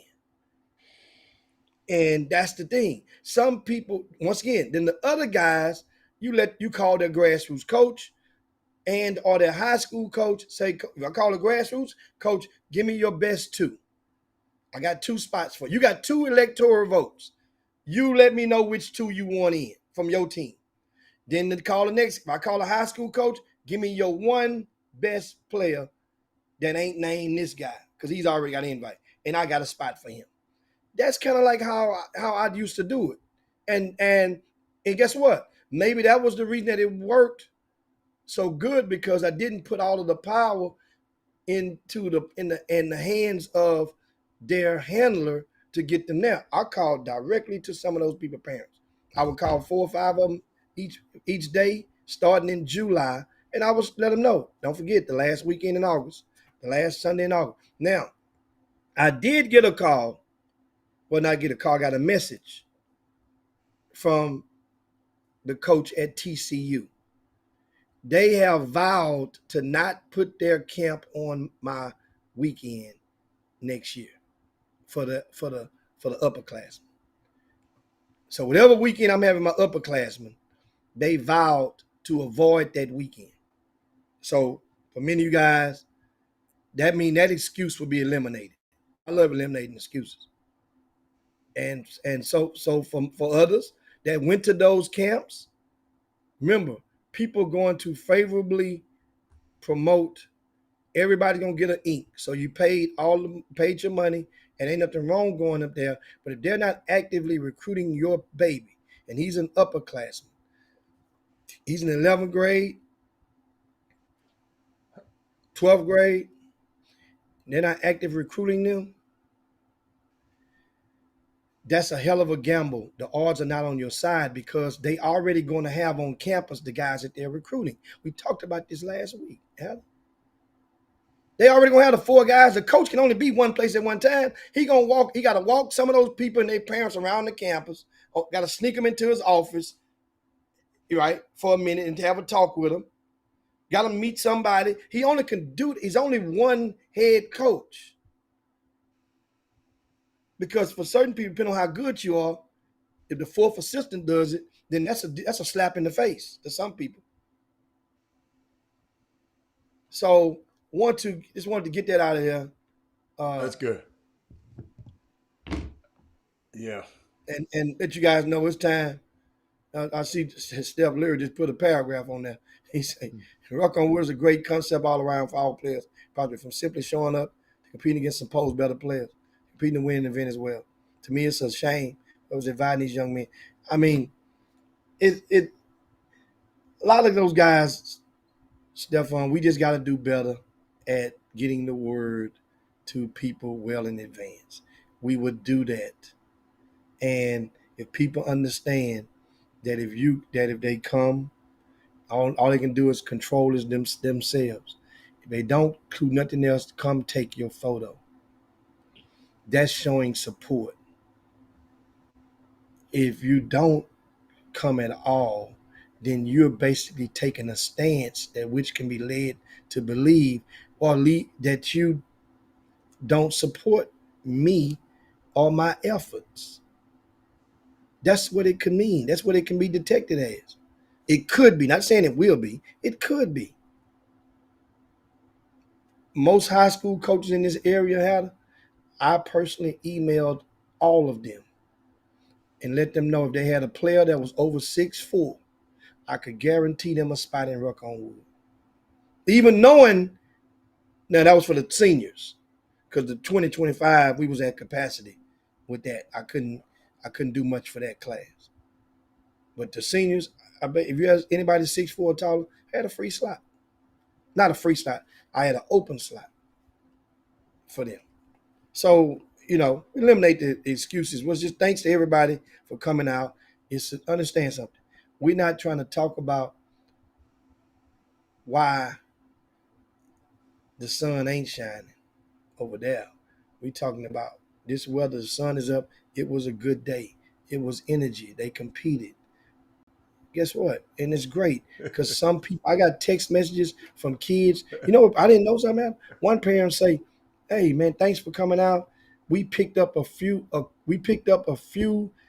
Follows from college coaches today after Ruck on Wood."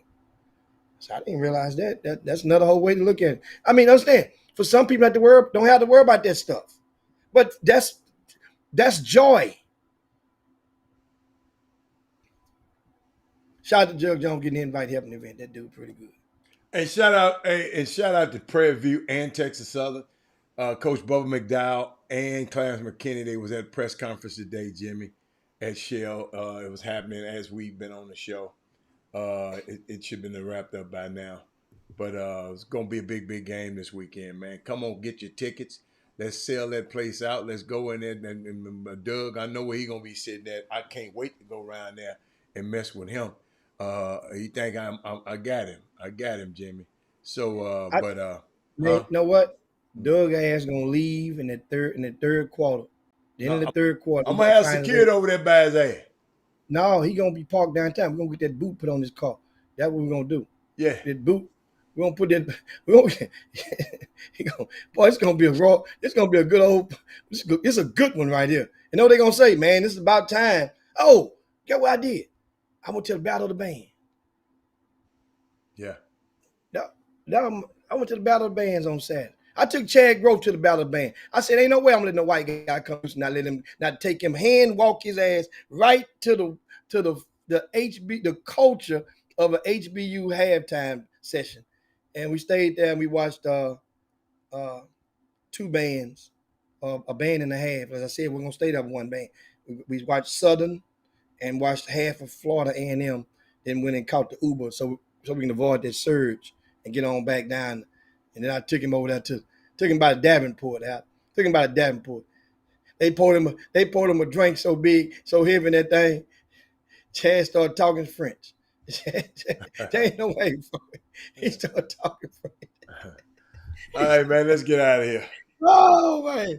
Shout out to everybody, man, who tuned into the Chop Shop.